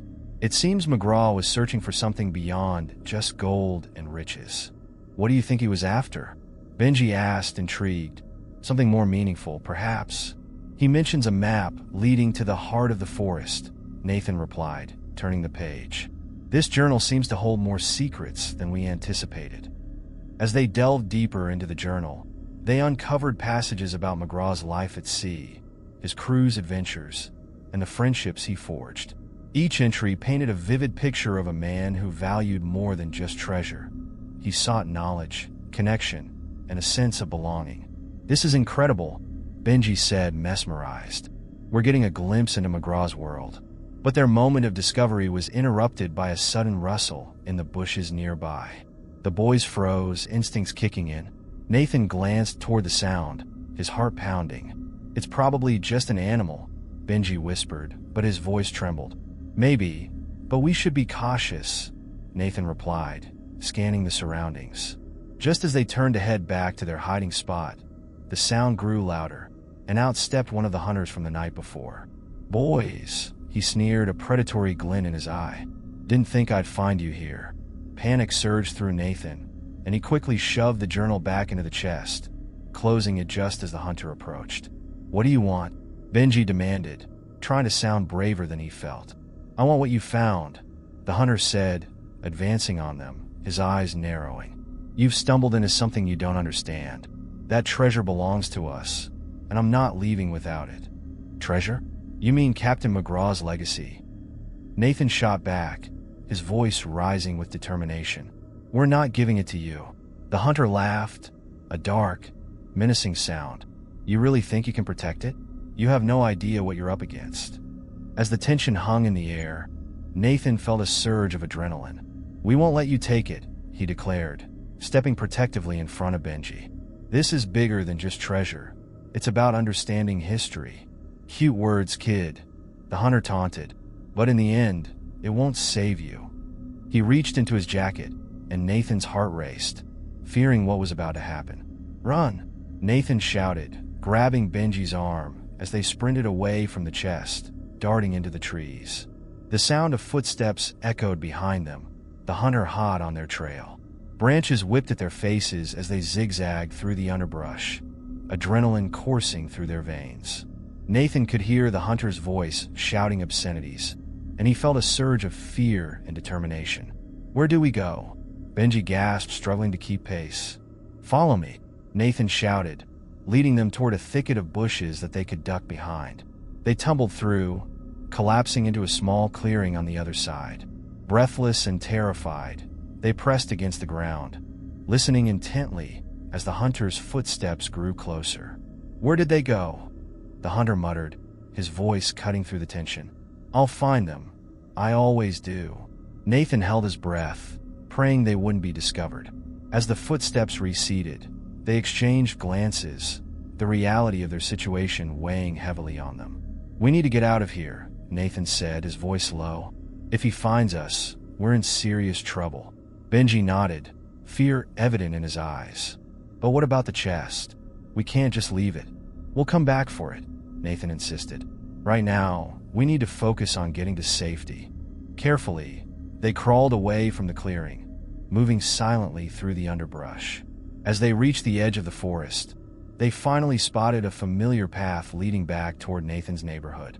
They dashed down it, hearts racing, not stopping until they reached Nathan's house. Once inside, they locked the door and collapsed against it, gasping for breath.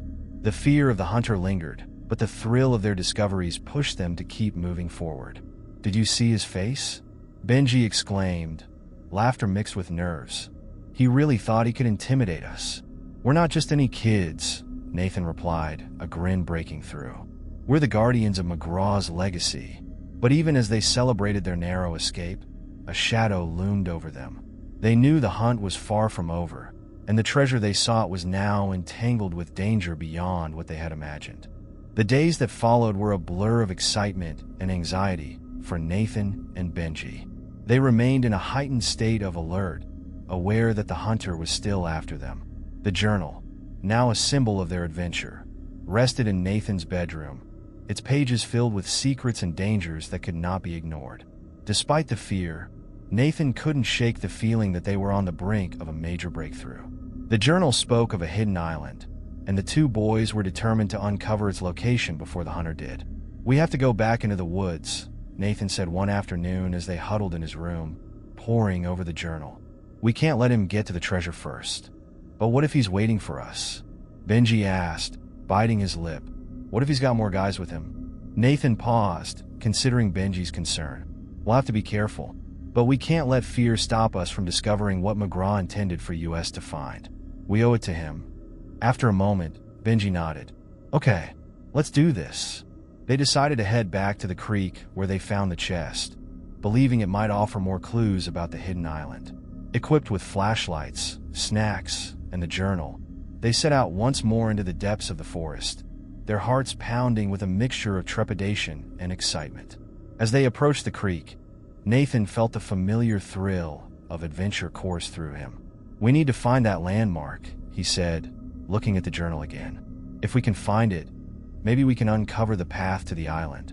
The sun was setting, casting long shadows across the ground as they navigated through the trees. Suddenly, Nathan stopped dead in his tracks. "Do you hear that?" he whispered. Benji squinted into the darkening woods, his face pale. "What do you mean?" "It sounds like singing," Nathan replied, straining to hear. The voice was ethereal, floating through the air like a melody carried by the wind. They exchanged puzzled glances, but curiosity quickly overcame their fear. "Let's check it out," Nathan urged, moving cautiously toward the sound. As they crept through the underbrush, the singing grew louder, and they could make out a hauntingly beautiful tune. It seemed to resonate with the very essence of the forest. Just then, they stumbled upon a small clearing, and what they saw took their breath away. In the center stood a woman, her long, flowing hair cascading like a waterfall, illuminated by the soft glow of fireflies.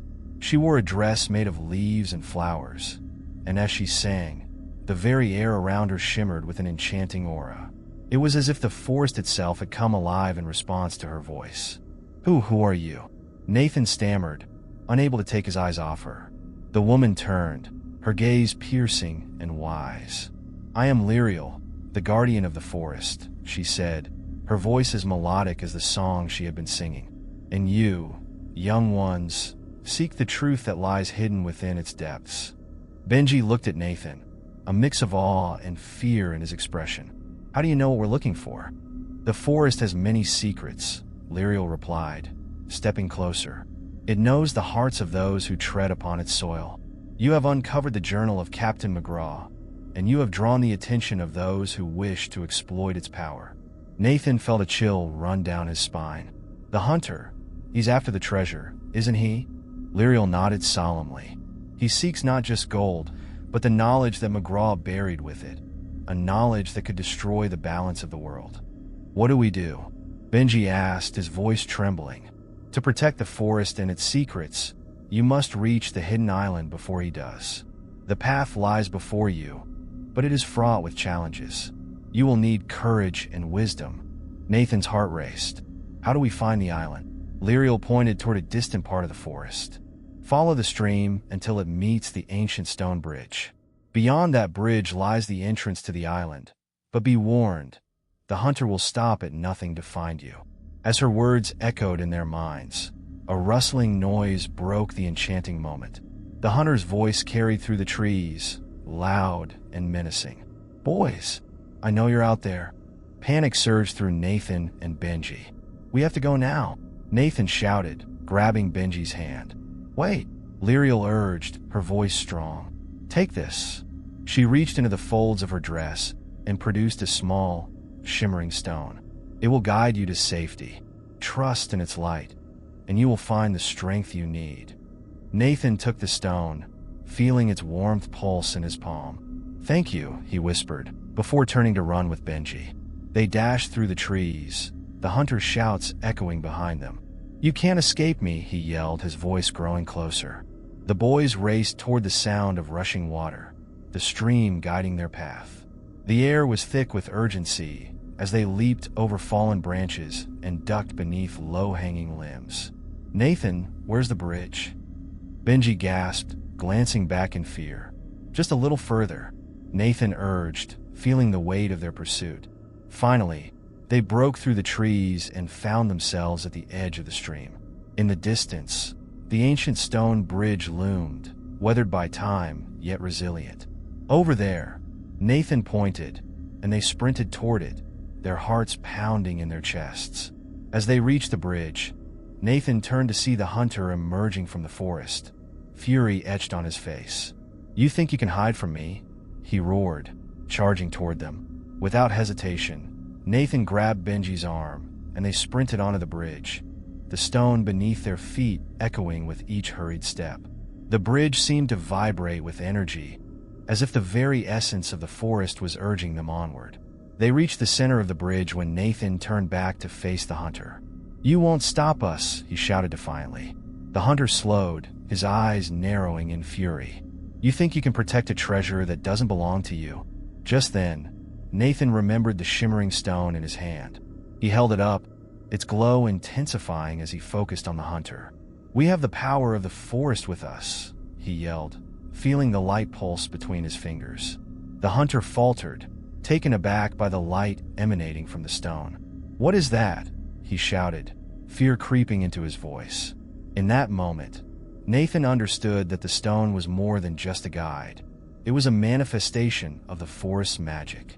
He and Benji had been chosen to protect it. This is our legacy, he declared, the stone's glow illuminating the area around them. The hunter hesitated, realizing the strength of their resolve. You'll regret this, he sneered, but Nathan could see the uncertainty in his eyes. Maybe you should turn back while you can, Benji added, stepping closer to Nathan, their combined strength radiating outward. With one last glare, the hunter retreated, disappearing back into the trees. Nathan and Benji exhaled in relief, the adrenaline coursing through their veins. We did it, Benji exclaimed, a mix of disbelief and joy lighting up his face. Not yet, Nathan said, looking out over the bridge. We still have to find the island. As they crossed the bridge, a sense of determination filled them. They were ready to uncover the truth behind Captain McGraw's legacy, and whatever lay ahead could not deter them.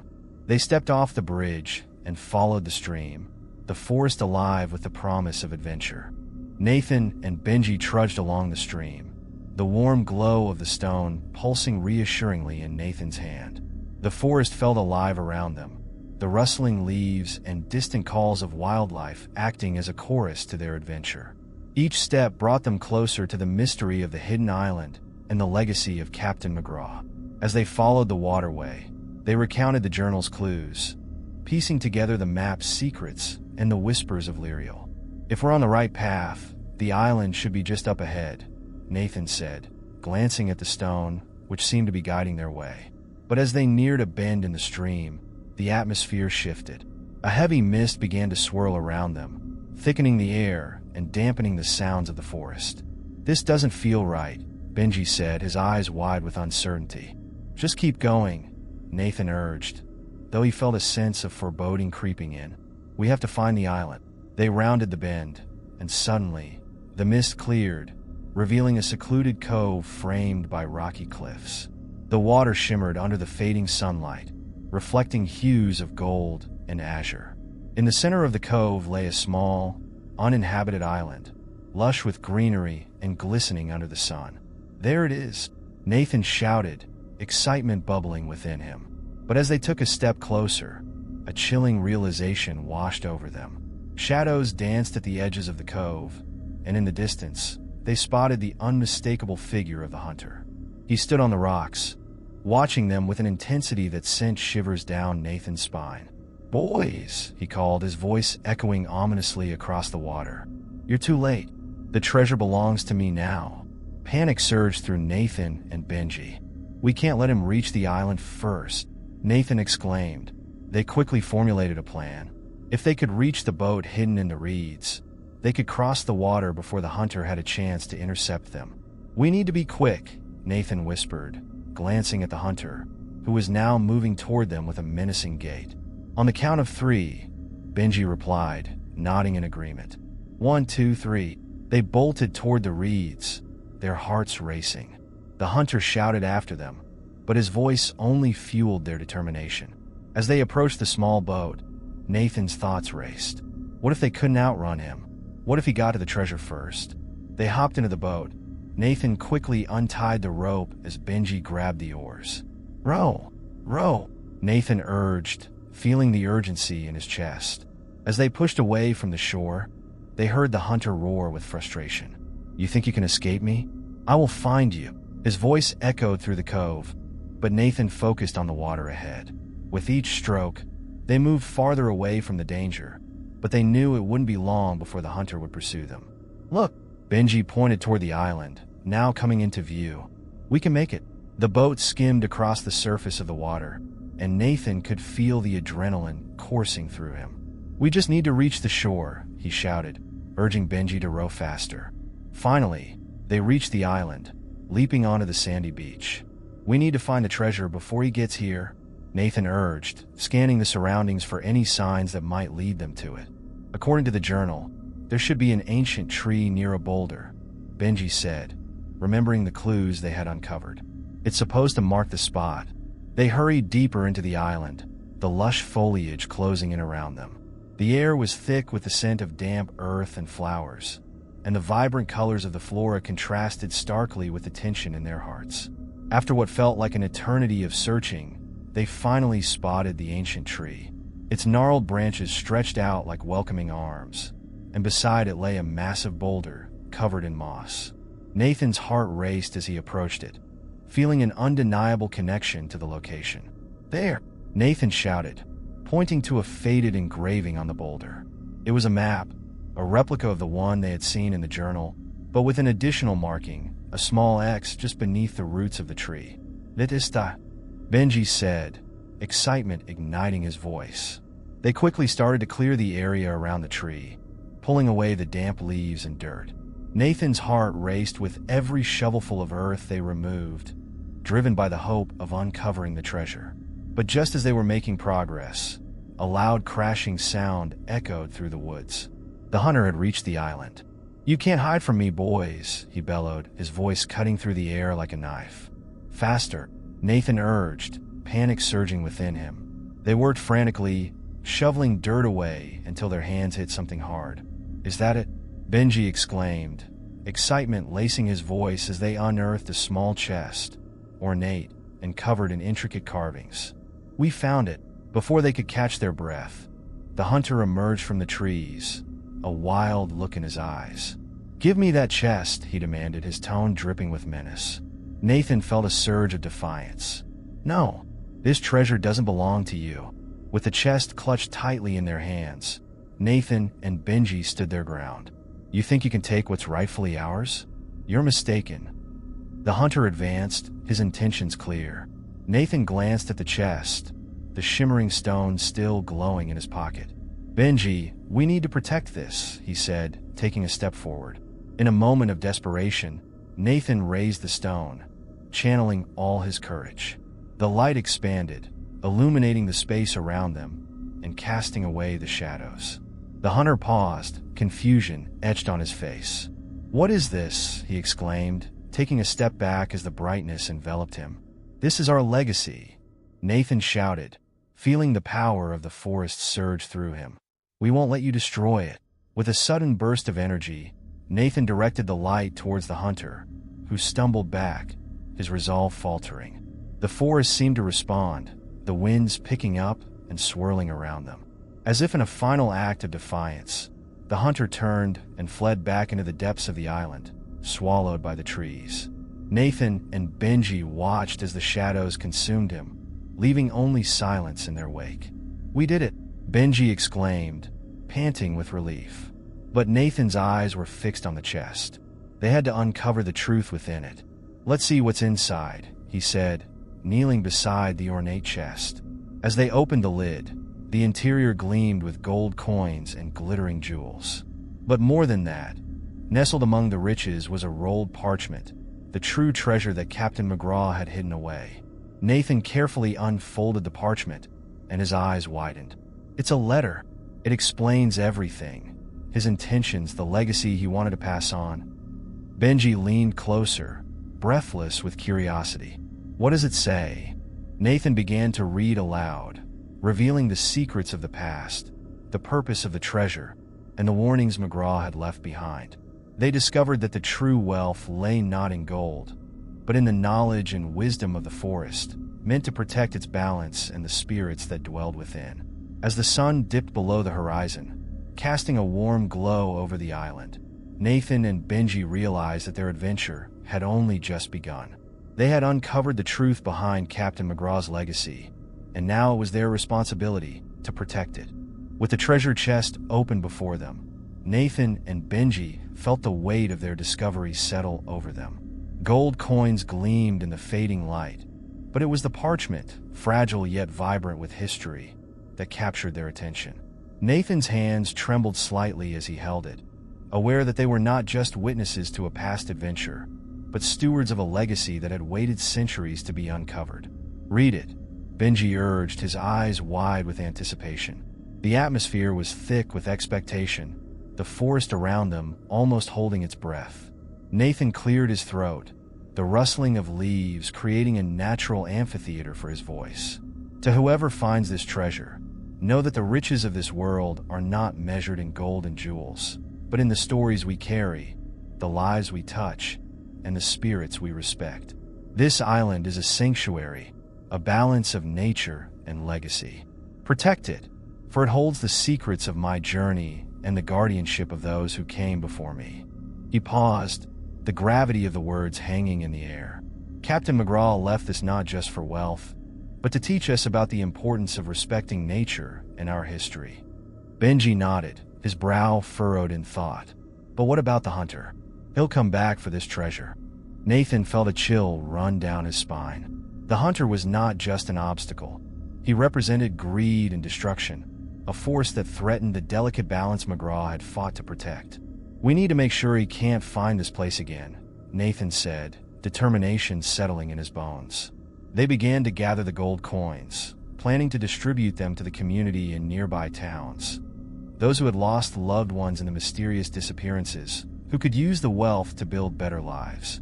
"We'll use this to create awareness," Nathan said, envisioning a campaign to educate people about the importance of nature conservation and the legends of the island. With the chest mostly empty, Nathan felt a profound sense of responsibility. "We'll build a sanctuary here, where people can come to learn about the forest and its legends. We'll invite them to understand its magic, not exploit it." As they discussed their plans, the sun dipped lower, casting long shadows through the trees. They knew they needed to leave the island soon, but the thought of abandoning it felt wrong. "Let's create a map," Benji suggested, pulling out a piece of parchment. "We can mark the locations of the treasures we found, but also the areas that are sacred and must be protected." Nathan nodded in agreement, enthusiasm igniting within him. Together, they sketched out a new map, labeling places with notes about their significance and the stories behind them. As they worked, the atmosphere shifted, a sense of tranquility settling in around them, as if the spirits of the forest were watching and approving their actions. Once their map was complete, they carefully placed the parchment back into the treasure chest, alongside a note of their own. To the next adventurers, protect what you find and respect the past. As twilight deepened into night, the sounds of the forest enveloped them. Crickets chirping, leaves rustling, and the soft gurgle of the stream. It felt like a farewell from the island, a promise of secrets yet to be uncovered and stories yet to be told. "We should head back," Nathan finally said, glancing at the setting sun. "We got a lot of work to do." They made their way back to the boat, the cool night air wrapping around them like a cloak. As they crossed the cove, they looked back at the island, now cloaked in shadows but still radiant in their memories. Once on the mainland, they knew they couldn't just walk away. They needed to bring their discoveries to the townspeople, to share the story of Captain McGraw and the treasures of the island. "We have to inform everyone," Nathan said, a sense of urgency fueling his words. "This place needs protectors, and we're the ones to do it." Back in town, Nathan and Benji rallied support. They shared their adventure, the journal, and the treasures, igniting a spark of interest in the community. Slowly but surely, they built a coalition of adventurers, historians, and environmentalists eager to preserve the island and educate others about its significance. As the days turned into weeks, the island transformed. What was once a hidden treasure became a sanctuary for learning, adventure, and respect for nature. Schools organized field trips, families visited, and legends of Captain McGraw filled the air, inspiring a new generation to care for the world around them. Yet, the hunter never resurfaced. Whether he had truly vanished or simply lingered in the shadows remained a mystery. Nathan and Benji made it their mission to watch over the island, always alert, always prepared to defend its sanctity. On quiet nights, when the stars shone brightly and the moon cast its silver glow over the forest, Nathan would sometimes hear the whisper of the wind, almost like a song, soft, soothing, and filled with the promise of adventure.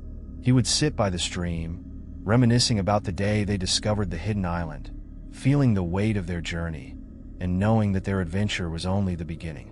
In that moment, surrounded by the echoes of nature and the legacy they had chosen to protect, Nathan understood that true treasure was not in gold or jewels, but in the stories they carried, the lives they touched, and the beauty of the world they vowed to preserve. And with that, they had truly found their place in the tapestry of legends, woven into the fabric of the island's history, ready to share their journey with the world. Don't forget to subscribe in the channel and like the video for more contents. In a quaint town nestled between rolling hills and sprawling fields, there was a weathered antique shop known as Eleanor's Curiosities. The store was a treasure trove of forgotten relics, each holding a story of its own. From dusty porcelain dolls to tarnished silverware, Eleanor, the shop's owner, took pride in the stories of the past that whispered through her collection.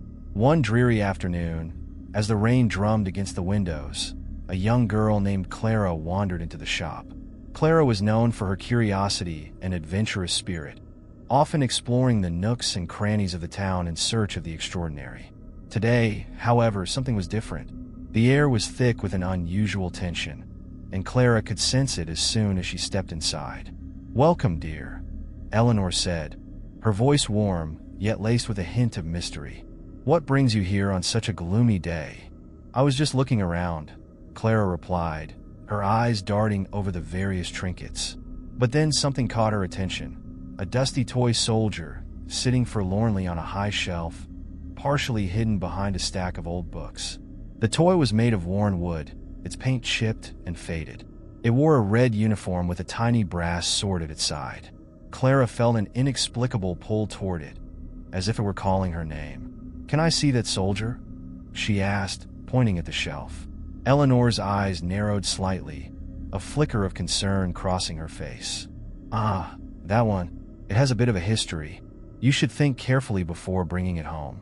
Clara's curiosity only deepened. "What kind of history?"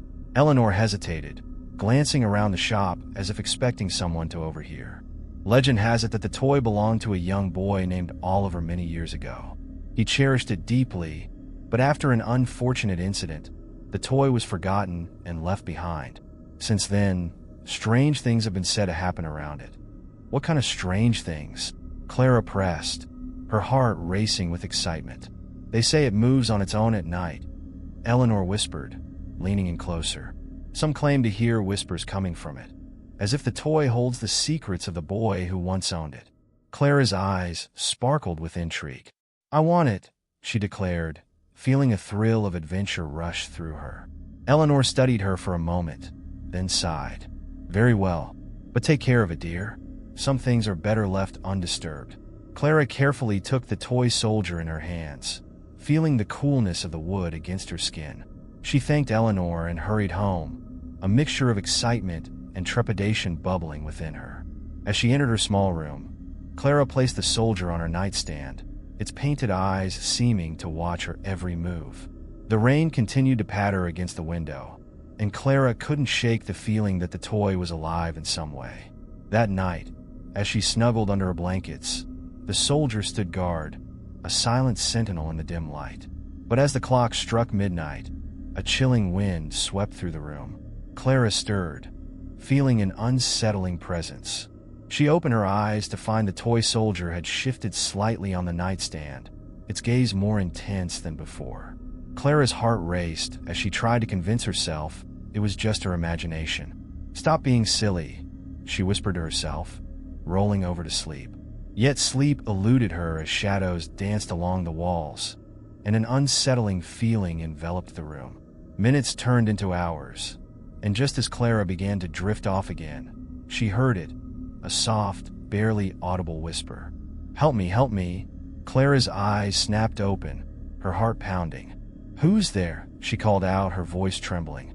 The whisper grew louder, clearer, echoing in her mind. I'm here. I need your help. Clara's breath hitched as she turned to face the toy soldier. Its painted eyes seemed to gleam in the moonlight, and for a moment, she swore she saw a flicker of life within them. What do you want? She asked, her voice barely above a whisper. The soldier remained silent, but the air around her shifted, and a wave of cold washed over the room. Clara felt drawn to the toy, as if it held the key to an unsolved mystery. With a mixture of fear and fascination, she decided she had to uncover the truth behind the forgotten toy. As Clara's mind raced with possibilities, the whispers continued, intertwining with her thoughts, beckoning her deeper into the mystery. She could sense the urgency, the desperation of the voice that called for her help.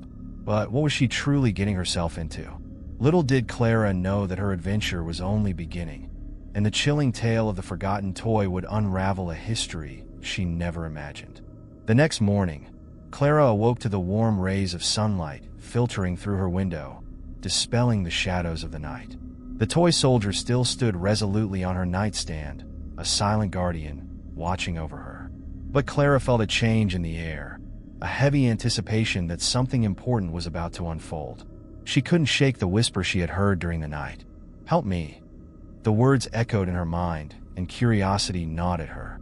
Who was the voice coming from? What had happened to the boy named Oliver? Determined to uncover the truth, Clara decided she would visit Eleanor's shop again. After breakfast, Clara made her way to Eleanor's Curiosities. The streets were bustling with life, but her mind was focused solely on the mysteries of the toy soldier. As she entered the shop, the familiar chime of the bell announced her arrival. Eleanor was busy rearranging a collection of old postcards, but looked up as Clara approached. Back so soon? Eleanor asked, a hint of a smile on her lips. I see you've chosen the soldier. I heard something last night, Clara blurted out, unable to contain her excitement. It whispered to me, I want to know more about Oliver and the soldier. Eleanor's expression shifted, seriousness taking hold. It's not a light tale, dear. Oliver's story is woven with sorrow and loss. Clara felt her heart race. Please tell me.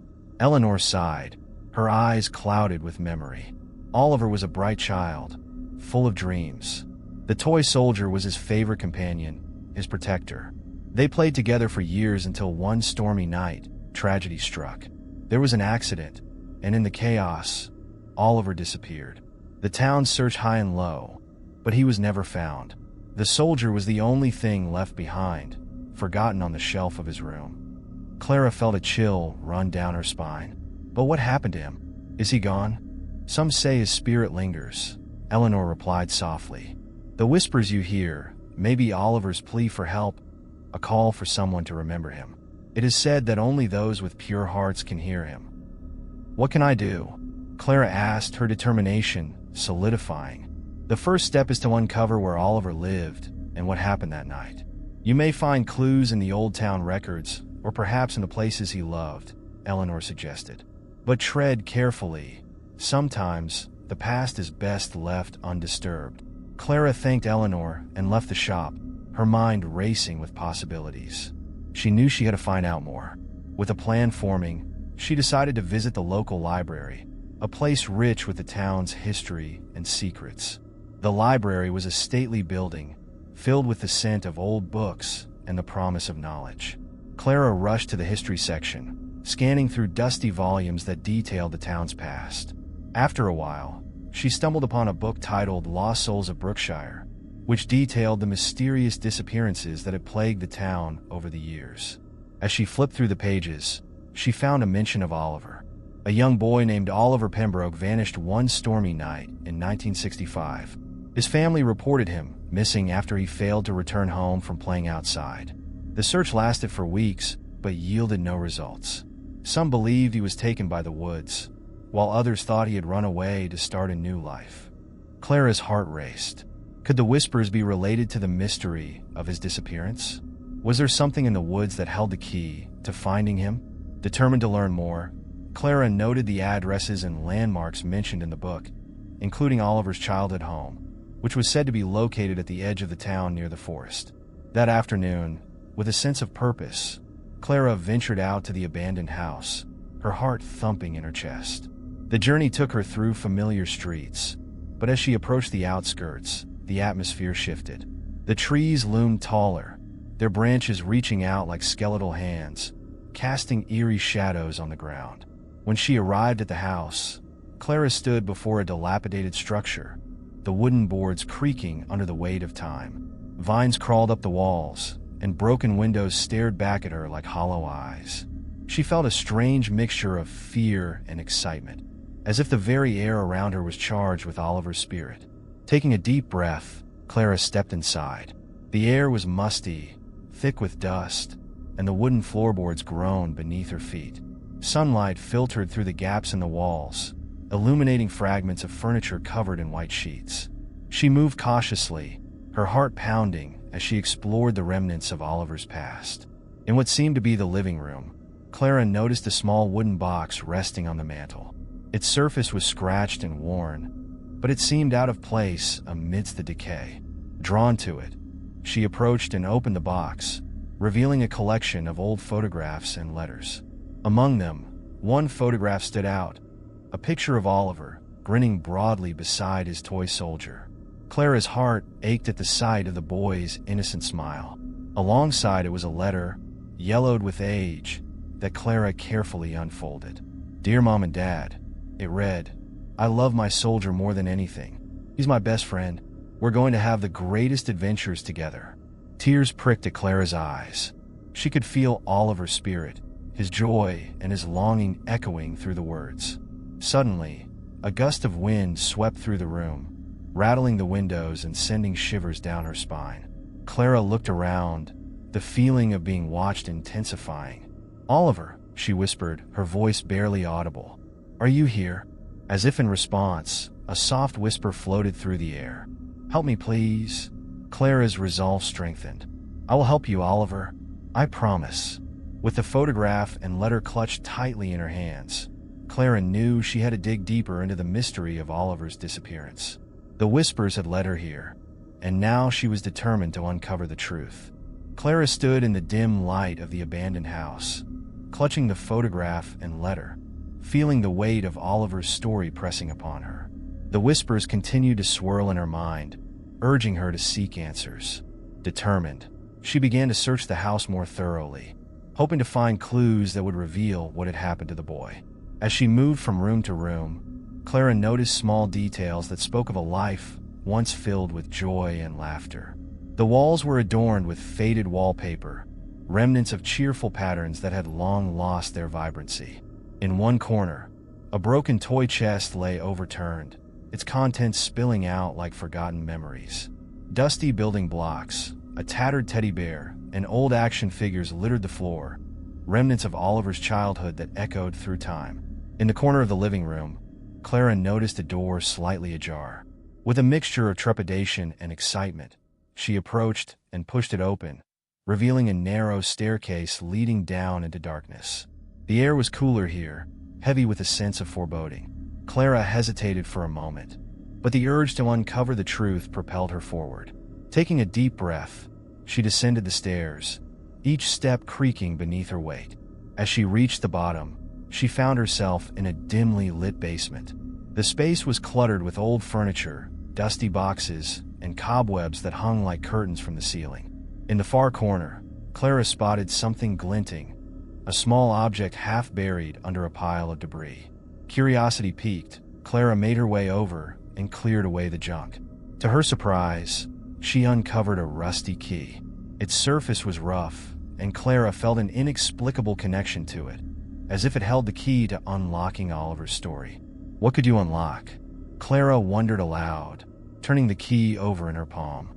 The whispers grew louder in her mind, almost urging her to find out. Determined to follow this new lead, Clara made her way back up the stairs and looked around the main floor, searching for any locks that the key might fit. Her heart raced as she scanned each room, her eyes landing on a small, ornate chest tucked away in a corner of the bedroom. Its intricate carvings depicted scenes of battles and adventure, and Clara could sense that it held something significant. As she approached, Clara noticed a small keyhole at the front. Holding her breath, she inserted the rusty key, and with a gentle turn, the chest creaked open. Inside, she found a collection of items, more letters, a journal, and an assortment of toys. Clara's heart raced as she carefully lifted out the journal, its pages worn and yellowed. Flipping through it, she discovered Oliver's handwritten entries detailing his dreams, adventures, and his deep bond with the toy soldier. "My soldier is my best friend. We go on adventures in the woods," one entry read.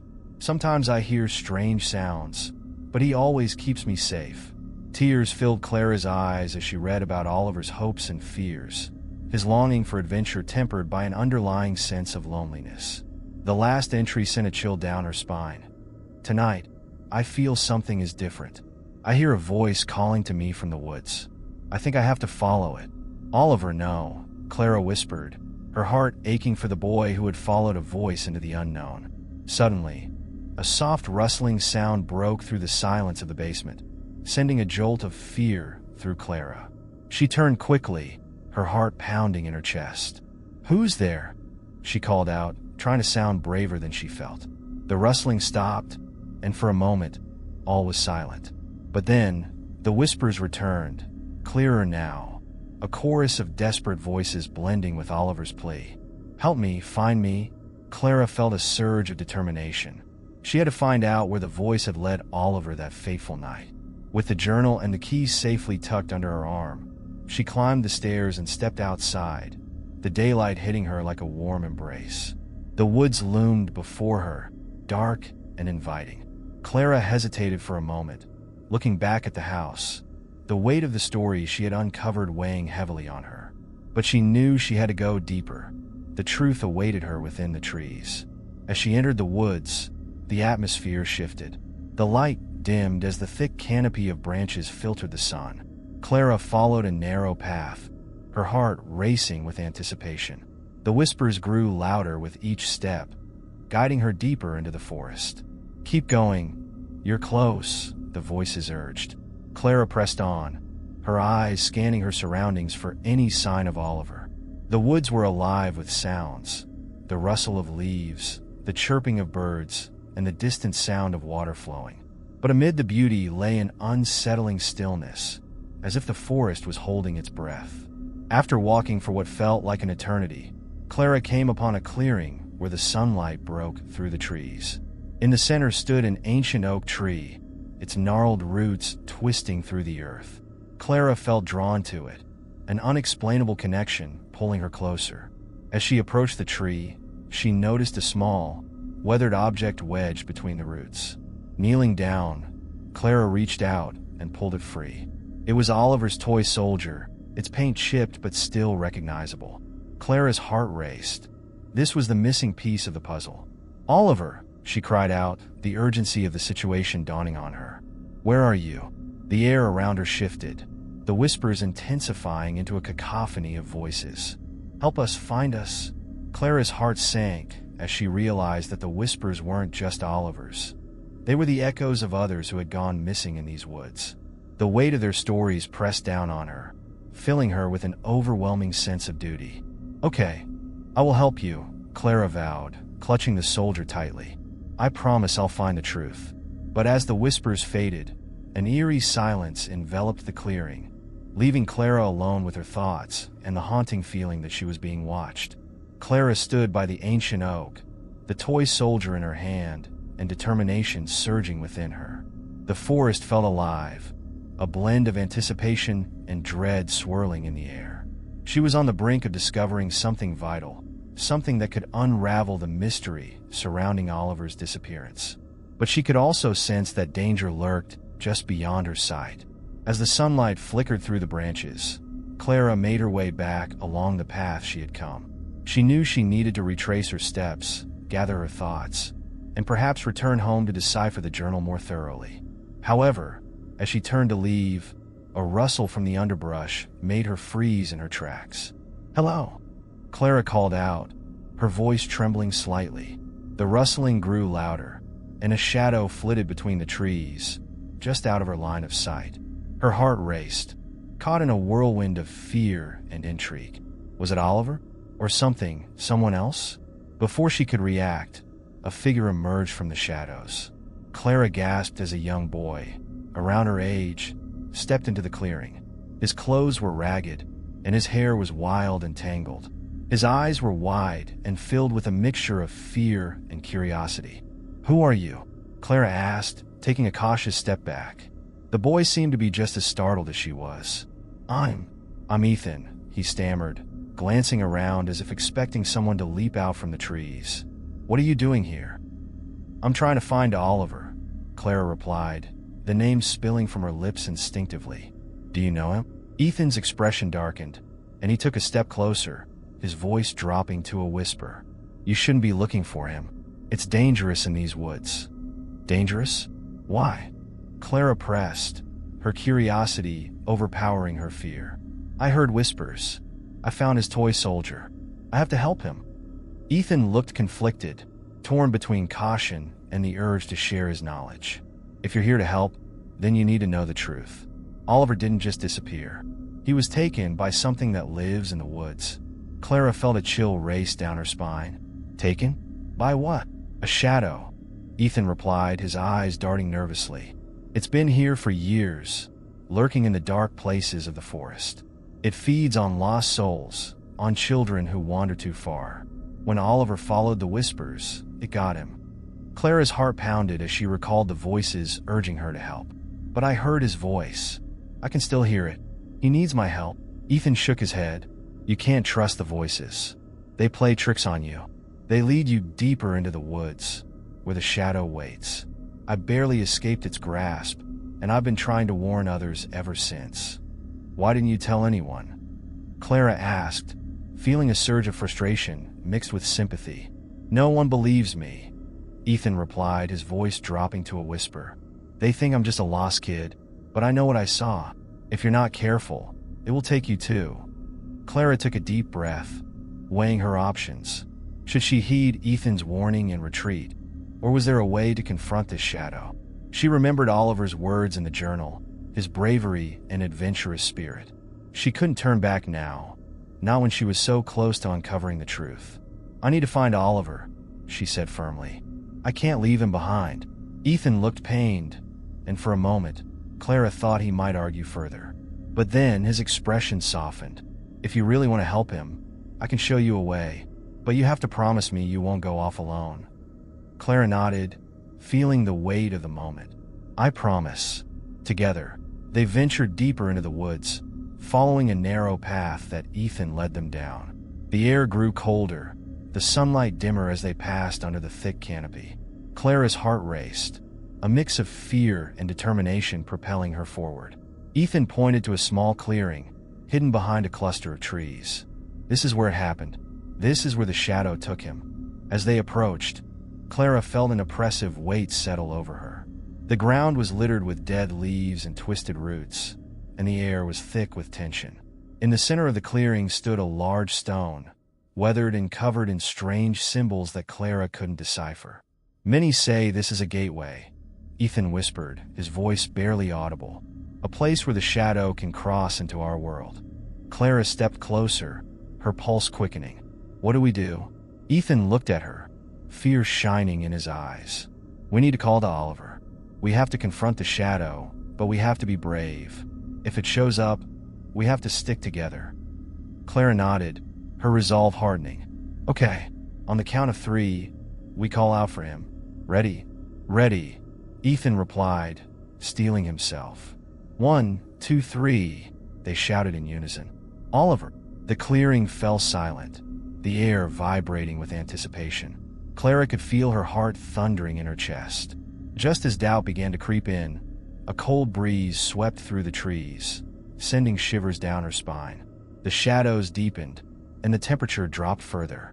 "Help me!" A soft voice echoed from the depths of the woods, drawing Clara's attention. "Oliver!" she called out again, her voice ringing with urgency. Suddenly, the shadows around them began to shift and swirl, forming a dark figure that loomed over the clearing. Clara's heart raced, panic setting in as she felt a chilling presence envelop them. Ethan grabbed her arm tightly, fear etched on his face. "Stay close," he hissed. The figure before them was indistinct, a mass of darkness that seemed to pulse and breathe. Clara could barely make out a pair of glowing eyes piercing through the gloom, fixated on her. She swallowed hard, the terror gripping her heart. "Who dares disturb my domain?" The shadowy figure intoned, its voice a low, echoing growl that reverberated through the trees. "Let Oliver go," Clara shouted, her voice shaky but defiant. "He's lost and needs your help." The figure laughed, a cold, hollow sound that sent chills down Clara's spine. "Help? He is mine now, forever lost to the shadows." "No," Clara yelled, taking a step forward, fueled by the urgency of her mission. "You can't keep him. He deserves to be free." "Foolish child," the shadow hissed. "You have no idea of the power you're challenging." With a wave of its hand, the shadow unleashed a gust of cold wind that swept through the clearing, causing Clara to stagger back. But amidst the fear, a flicker of hope ignited within her. The toy soldier clutched tightly in her grip felt warm, as if responding to her determination. "Oliver!" Clara cried again, tears streaming down her cheeks. "We're here to save you. Please, if you can hear me, give us a sign." In that moment, a soft light flickered from the direction of the shadow, momentarily illuminating the clearing. Clara squinted against the brightness, and as the light grew stronger, she could see a faint outline of a small boy standing beside the shadow, a glimmer of hope amidst the darkness. "Clara," the boy's voice echoed softly, barely breaking through the tension. "Oliver," Clara shouted, her heart soaring. "I'm here. We're going to bring you back." The shadow recoiled, a growl rumbling from its depths. "No, he belongs to me." Ethan stood firm beside Clara, holding her hand tightly. "We can't let it win. We need to fight." Clara felt the warmth of the toy soldier radiate in her palm. "Together," she shouted. "Oliver, hold on. We believe in you." The shadow lunged, but Clara and Ethan stood their ground. They channeled their courage and the strength of their friendship, focusing on the bond Clara shared with Oliver, willing it to break through the darkness. "Oliver, come back to us," they cried in unison. With a deafening roar, the shadow surged forward, but as Clara's voice resonated through the air, the light intensified. The boy's figure grew clearer, reaching out toward Clara, his eyes filled with hope. "Help me!" Oliver's voice cried out, echoing through the woods. In that moment, the shadow faltered, the light pushing it back. Clara could feel the warmth spreading from the toy soldier, empowering them against the darkness. "Now!" Clara shouted, raising the toy soldier high above her head. "We will not let you take him." With one final surge of energy, the light enveloped the clearing, pushing the shadow away. Clara and Ethan felt the force of the darkness recede, and in its place stood Oliver, his expression one of relief and gratitude. "Clara, Ethan," he breathed, his voice full of emotion. "You found me." Clara rushed forward, enveloping Oliver in a tight embrace, tears of joy streaming down her cheeks. "We're here. We're going to take you home." Ethan joined them, his face alight with triumph. "You're safe now, Oliver. We won't let anything happen to you again."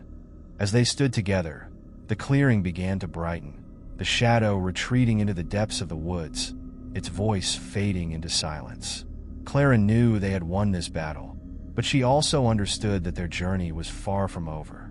The whispers had led her here, and now they needed to find a way out. Hand in hand, the three of them turned away from the ancient oak, the bond they had forged illuminating their path.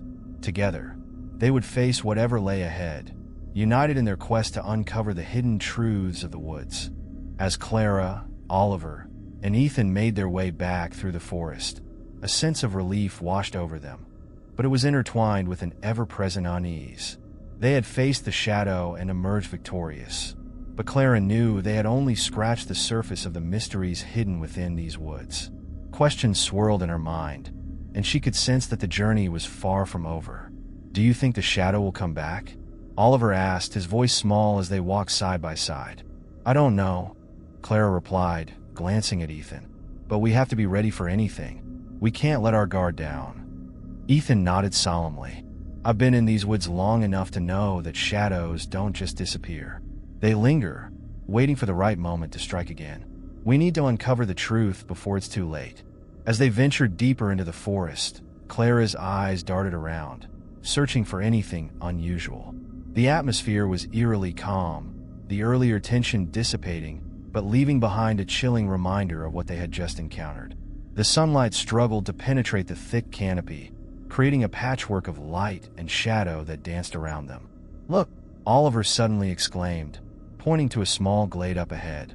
"What's that?" In the center of the glade stood a weathered stone pedestal, partially obscured by moss and vines. Clara felt a strange pull toward it, as if it were calling to her. She exchanged glances with Oliver and Ethan, then stepped forward. "What do you think it is?" Clara asked, brushing away the vines to reveal the surface. It was engraved with intricate symbols that seemed to pulse faintly, almost alive beneath her fingertips. "I've seen these symbols before," Ethan said, his brow furrowed in concentration. "They're ancient. They tell the story of the woods, of the shadow that dwells here. But it's more than that. It's a warning." "A warning?" Clara echoed, intrigued. "About what?" Ethan traced a finger over the carvings, his expression grave. These woods were once a sanctuary, a place of peace. But something happened. A darkness crept in, feeding on the fears of those who wandered too far. The shadow was born from that darkness. Clara felt a shiver run down her spine. But why did it take Oliver? Ethan hesitated, looking between them. "It targets those who are lost or vulnerable. It thrives on their despair." Oliver was drawn here. "And Clara, you were led by the whispers. It wants to isolate you, to turn you into one of its lost souls." Oliver's eyes widened. "But we're not lost anymore. We found each other." Clara nodded, her determination resurfacing. "We won't let it take us. We need to understand this shadow if we're going to defeat it for good." With renewed resolve, Clara knelt beside the pedestal, studying the symbols more closely. "What do these markings mean?" she asked. Ethan's gaze sharpened as he examined them. "They tell of a ritual, a way to confront the shadow and reclaim what it has taken. But it requires a sacrifice of sorts, a willingness to face your deepest fears." Clara's heart raced. "We have to do it. We have to confront it once more, but this time we'll be ready." "But what if it's too dangerous?" Oliver interjected, worry clouding his features. "What if it takes us again?" Clara reached for Oliver's hand, squeezing it reassuringly. "We'll face it together. I won't let anything happen to you, I promise. We need to show it that we're not afraid." Ethan looked thoughtful, considering their determination. "If we're going to do this, we need to prepare. There might be items in the forest that can help us, objects that hold power against the shadow. We need to gather them before we face it again." "Like what?" Clara asked. "Old charms, Remnants of the past, Ethan replied. Things that hold light and hope. They might give us the strength we need to fight. Determined to gather these artifacts, the trio began to search the glade and the surrounding area, feeling the weight of their mission settle on their shoulders. Clara led the way, her heart pounding with anticipation as they pushed deeper into the woods. As they explored, Clara couldn't shake the feeling of being watched. She glanced over her shoulder frequently, half expecting to see the shadow lurking behind the trees, but all that greeted her were the ancient trunks and whispering leaves. After some time, they stumbled upon a small, overgrown path that seemed to beckon them forward. Clara could feel a pull, an instinct driving her to follow it. "This way," she called, excitement bubbling within her. The path wound deeper into the forest, surrounded by a dense thicket that closed in around them. After what felt like an eternity, they emerged into a hidden clearing bathed in a warm, golden light. At its center stood an ancient stone well, its surface adorned with more symbols, shimmering faintly in the sunlight. "Look at that," Oliver exclaimed, rushing toward the well. "What do you think it is?" Ethan approached cautiously. "This well could be a source of power. If we're lucky, it might even hold something we can use against the shadow." Clara felt drawn to the well as she approached it, the air thick with anticipation. She peered over the edge, but the depths remained shrouded in darkness. "What if we could find something inside?" Ethan nodded, reaching into his pocket. "I have a flashlight. We can shine it down and see what's there." As he turned on the flashlight and directed the beam into the well, they all leaned over to catch a glimpse. At first, the light revealed nothing but wet stones, but as it traveled deeper, something glimmered. A small object caught the light. "What is that?" Clara asked, squinting to see better. "I don't know, but it looks like something important," Ethan replied, his voice tinged with excitement. "Let's see if we can retrieve it." Oliver looked nervous but curious. "How do we get it out?" Ethan searched the area and spotted a long, sturdy branch lying on the ground. "This might work," he said, grabbing it and testing its strength. With careful precision, he lowered the branch into the well, trying to hook the object. Clara held her breath, watching as Ethan maneuvered it expertly. Finally, he felt a tug, and with a determined pull, he lifted the object from the depths. As the item emerged, Clara's eyes widened. It was an ornate pendant, shining with an ethereal light, its surface engraved with the same symbols they had seen earlier. "This is it," Ethan exclaimed, holding the pendant aloft. "This is a charm. It can protect us from the shadow." Clara felt a surge of hope. "It's beautiful. We should keep it close." Oliver reached out to touch the pendant, and as he did, a warm glow enveloped them, filling the clearing with a sense of safety. "I can feel it," he said softly, a smile spreading across his face. "It feels like it's alive." "We have to keep looking," Clara said, her spirit rekindled. "There must be more items that can help us." With the pendant secure, they continued their exploration, venturing deeper into the forest. The shadows danced around them, but this time, Clara felt a sense of unity with her companions, a bond that would help them face whatever lay ahead. After a while, they came upon a fallen tree, its roots exposed like gnarled fingers reaching for the sky. "Let's check underneath," Ethan suggested, kneeling to investigate. As they dug through the loose soil, Clara's heart raced with anticipation. There has to be something here. Moments later, they unearthed a small wooden box, its surface carved with intricate designs. Ethan brushed the dirt away and opened it to reveal a collection of small trinkets, tiny figurines, old coins, and colorful stones. "Look!" Oliver exclaimed, picking up a small glass figurine that sparkled in the light. "This might have some power too." Clara inspected the other items, her excitement mounting. "These all feel special. We should take them with us." As they gathered the trinkets, Clara felt the forest shifting around them, an awareness that their time was limited. They had to confront the shadows soon, but with each item they discovered, their resolve grew stronger. Finally, as dusk began to settle, they made their way back to the clearing with the stone pedestal. The forest was alive with sounds, rustling leaves, distant calls of birds, and the gentle whisper of the wind. But Clara's heart remained steady, bolstered by the power of the pendant and the trinkets they had found. Let's prepare, Clara said, her voice firm. We'll perform the ritual and face the shadow once more. We have everything we need to fight. As they gathered around the pedestal, Clara felt a sense of purpose washing over her. Together, they would confront the darkness that had threatened to tear them apart. Are you ready? Ethan asked, determination etched across his face. Clara nodded, her heart steady. Together, we'll show it that we're not afraid. With the pendant shining brightly in the fading light, they stood united against the impending night, ready to face whatever came their way.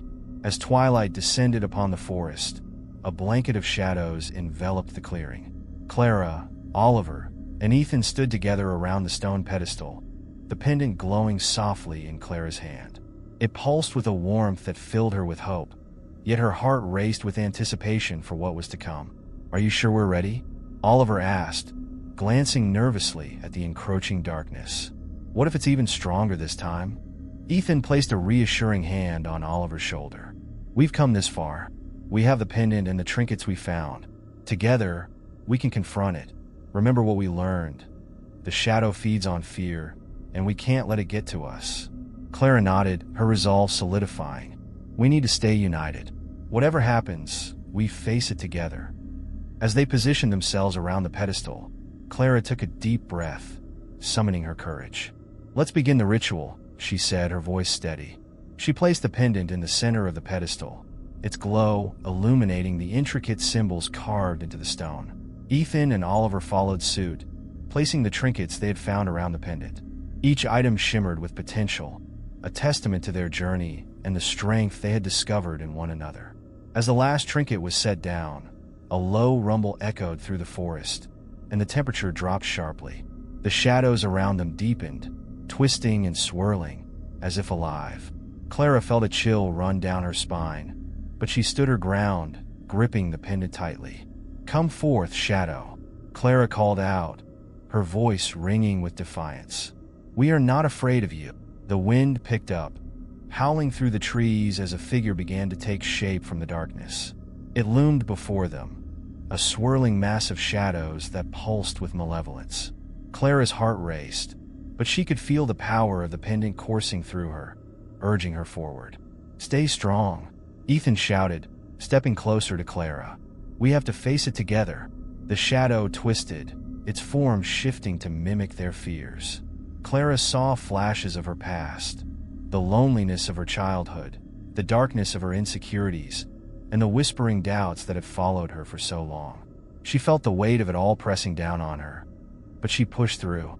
Those are just illusions, Clara shouted, her voice cutting through the oppressive atmosphere. They can't hurt us. With that proclamation, she raised the pendant high, its light piercing the darkness. The shadow recoiled, momentarily faltering as the glow enveloped it. Oliver, now, Clara urged, knowing that they needed to work together to weaken the shadow further. Oliver stepped forward, his fear melting away as he focused on the trinket he held, the small glass figurine. You won't take us, he cried, channeling his newfound bravery into the object. We're stronger than you think. As he shouted, the figurine glimmered brightly, casting colorful reflections that danced across the clearing. The shadow shuddered, its form flickering as if unsure how to react. Ethan, it's your turn, Clara called, glancing at him. Ethan nodded, determination flooding his expression. He reached for one of the old coins they had unearthed, an artifact etched with symbols of protection. We reclaim our power, he shouted, his voice unwavering. You have no hold over us. As he raised the coin, a wave of energy surged through the air, mingling with the light from the pendant and Oliver's figurine. The combined forces illuminated the clearing, banishing the darkness for just a moment. But the shadow was relentless, swirling and shifting, trying to push back against their light.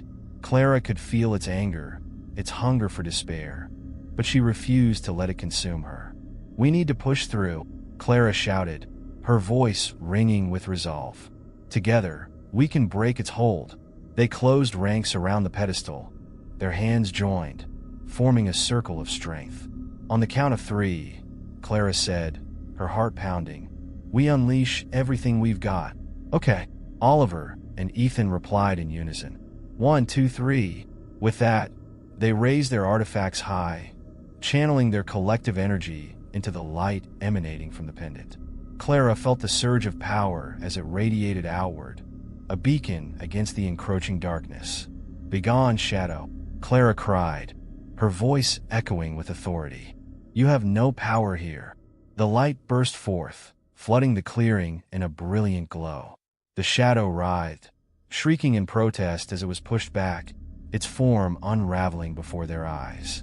Clara felt the darkness recede, replaced by a sense of liberation that filled her heart. But as the shadow began to dissipate, Clara realized something important. It wasn't just the darkness they were fighting, it was the fear within themselves. And as they confronted the shadow, they also confronted their own insecurities. "Look!" Oliver shouted, pointing as the last remnants of the shadow were consumed by the light. "It's fading." With one final cry, the shadow vanished, leaving behind only a shimmering haze that slowly dissipated into the night air. Clara stood in stunned silence, her heart racing as the realization washed over her. "We did it!" Ethan exclaimed, breaking the spell of silence that had settled over them. Clara, overwhelmed with emotion, hugged Oliver and Ethan tightly. "We really did it." As they pulled back, Clara noticed a change in the atmosphere. The air felt lighter, and the oppressive weight that had hung over the forest seemed to lift. The woods, once cloaked in darkness, now appeared vibrant and alive, bathed in the soft glow of the moonlight. "Do you think it's really gone?" Oliver asked, his eyes wide with wonder. "I think we've won this battle," Clara said, looking around at the peaceful clearing. "But we must remain vigilant. Darkness can return if we let our fears take hold again." Ethan nodded in agreement. "And we'll face it together, no matter what. This experience has made us stronger." As they stood together, united in their victory, Clara felt an overwhelming sense of gratitude for her friends. They had faced the darkness, uncovered the secrets of the woods, and emerged victorious. "We should go home," Clara said, glancing back at the pedestal. "But we'll carry this light with us. We've learned how to confront our fears, and we won't forget that." With renewed hope in their hearts, they began their journey back through the forest, the path illuminated by the soft glow of the moonlight. The woods felt different now, less intimidating, more like a place of wonder. And as they walked together, Clara knew they would always carry the light within them, ready to face whatever challenges lay ahead. As Clara, Oliver, and Ethan made their way back through the woods, the tranquility of the night wrapped around them like a warm blanket. The moonlight filtered through the trees, illuminating their path and reflecting the sense of accomplishment that bubbled within them. "Can you believe we actually did that?" Oliver said, breaking the silence. "I still feel like I'm dreaming." Clara smiled, her heart swelling with pride. "It wasn't just us. We worked together. We faced our fears head-on." Ethan, who walked slightly ahead, paused to admire the moonlit scenery. "But I can't shake the feeling that this is just the beginning. The forest holds more secrets, and I have a feeling we're not done uncovering them yet." Clara nodded, contemplating Ethan's words. The pendant's warmth still lingered in her palm, a reminder of their battle against the shadow and the strength they had found within themselves. "What do you think is out there?" she asked, glancing back at the dense trees that loomed around them.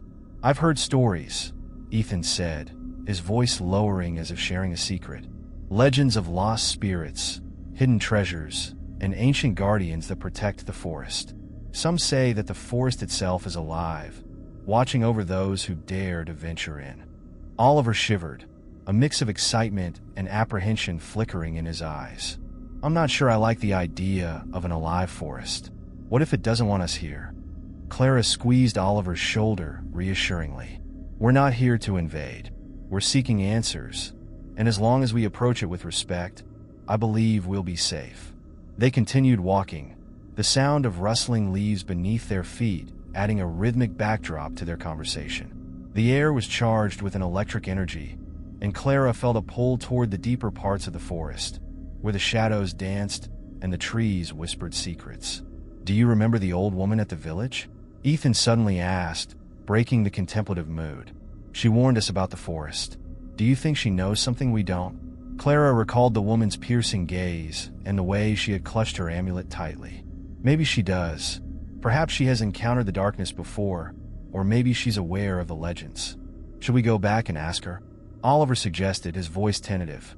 Not just yet, Clara replied, her curiosity piqued.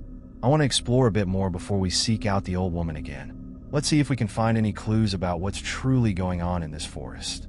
They ventured deeper into the woods, following a narrow path that twisted and turned like a serpentine creature. The moonlight flickered through the branches, creating an ethereal glow that made the surroundings feel otherworldly.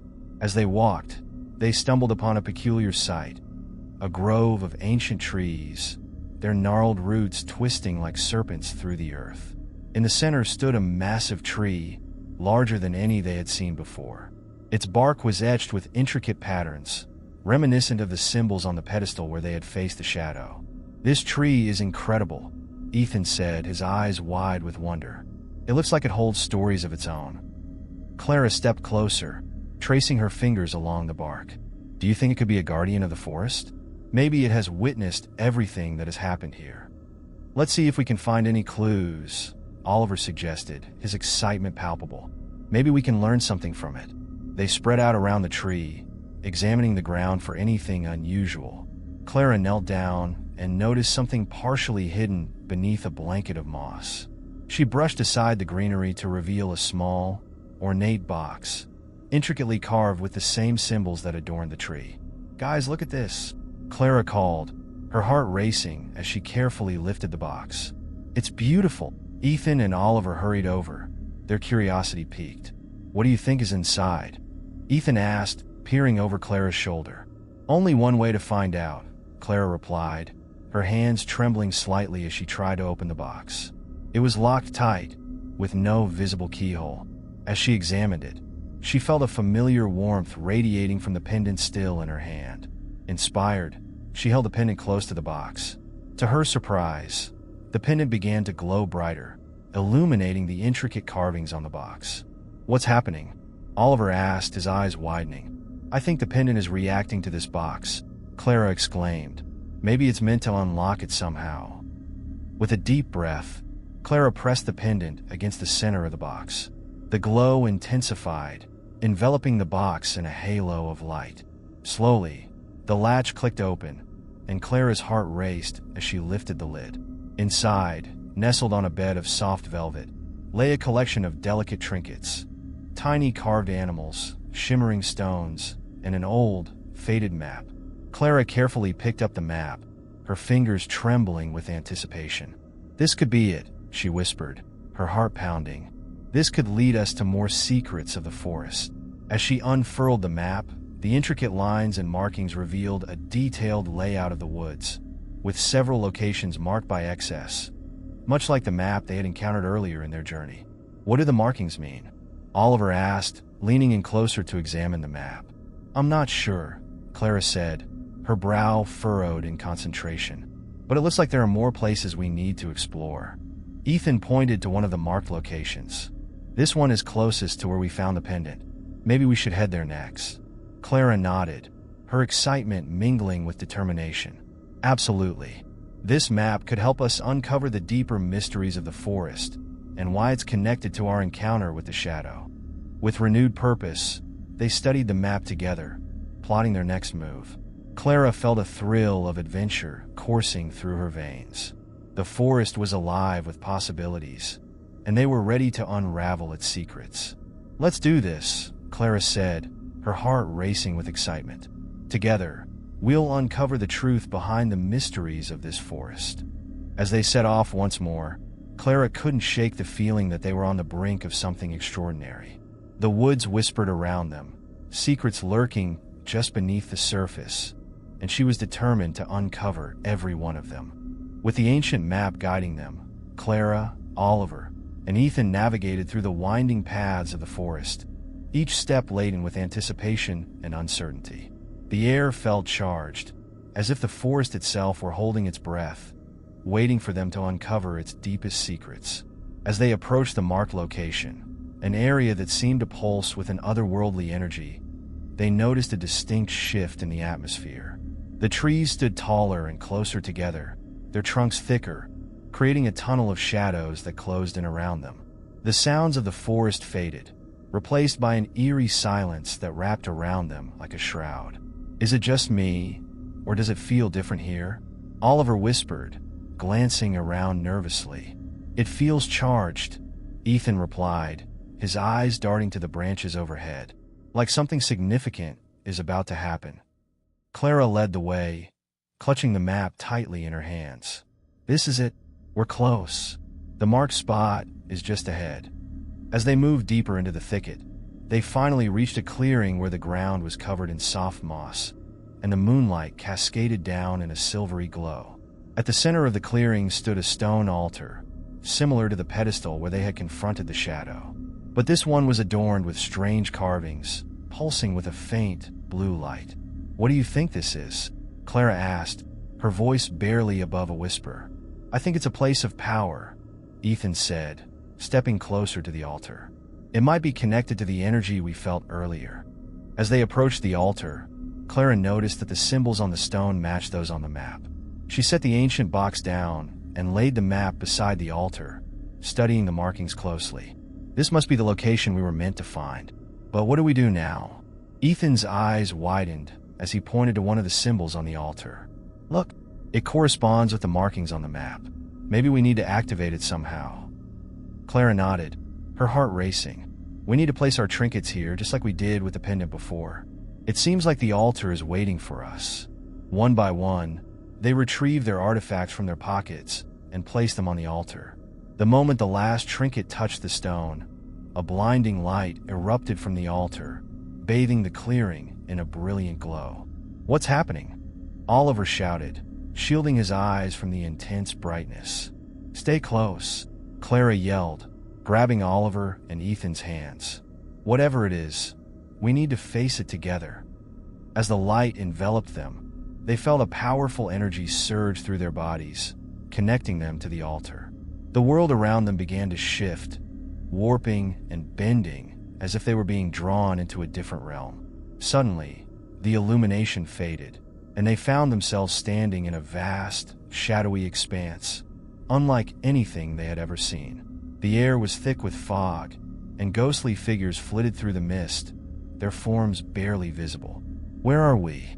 Ethan asked, his voice echoing in the void. "I think we're in a kind of liminal space," Clara said, her heart racing. "It's a place between worlds. We must be close to the source of the forest's power."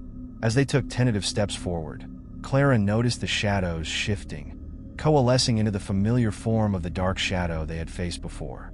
This time, it appeared larger and more formidable, its eyes glowing with a malevolent light.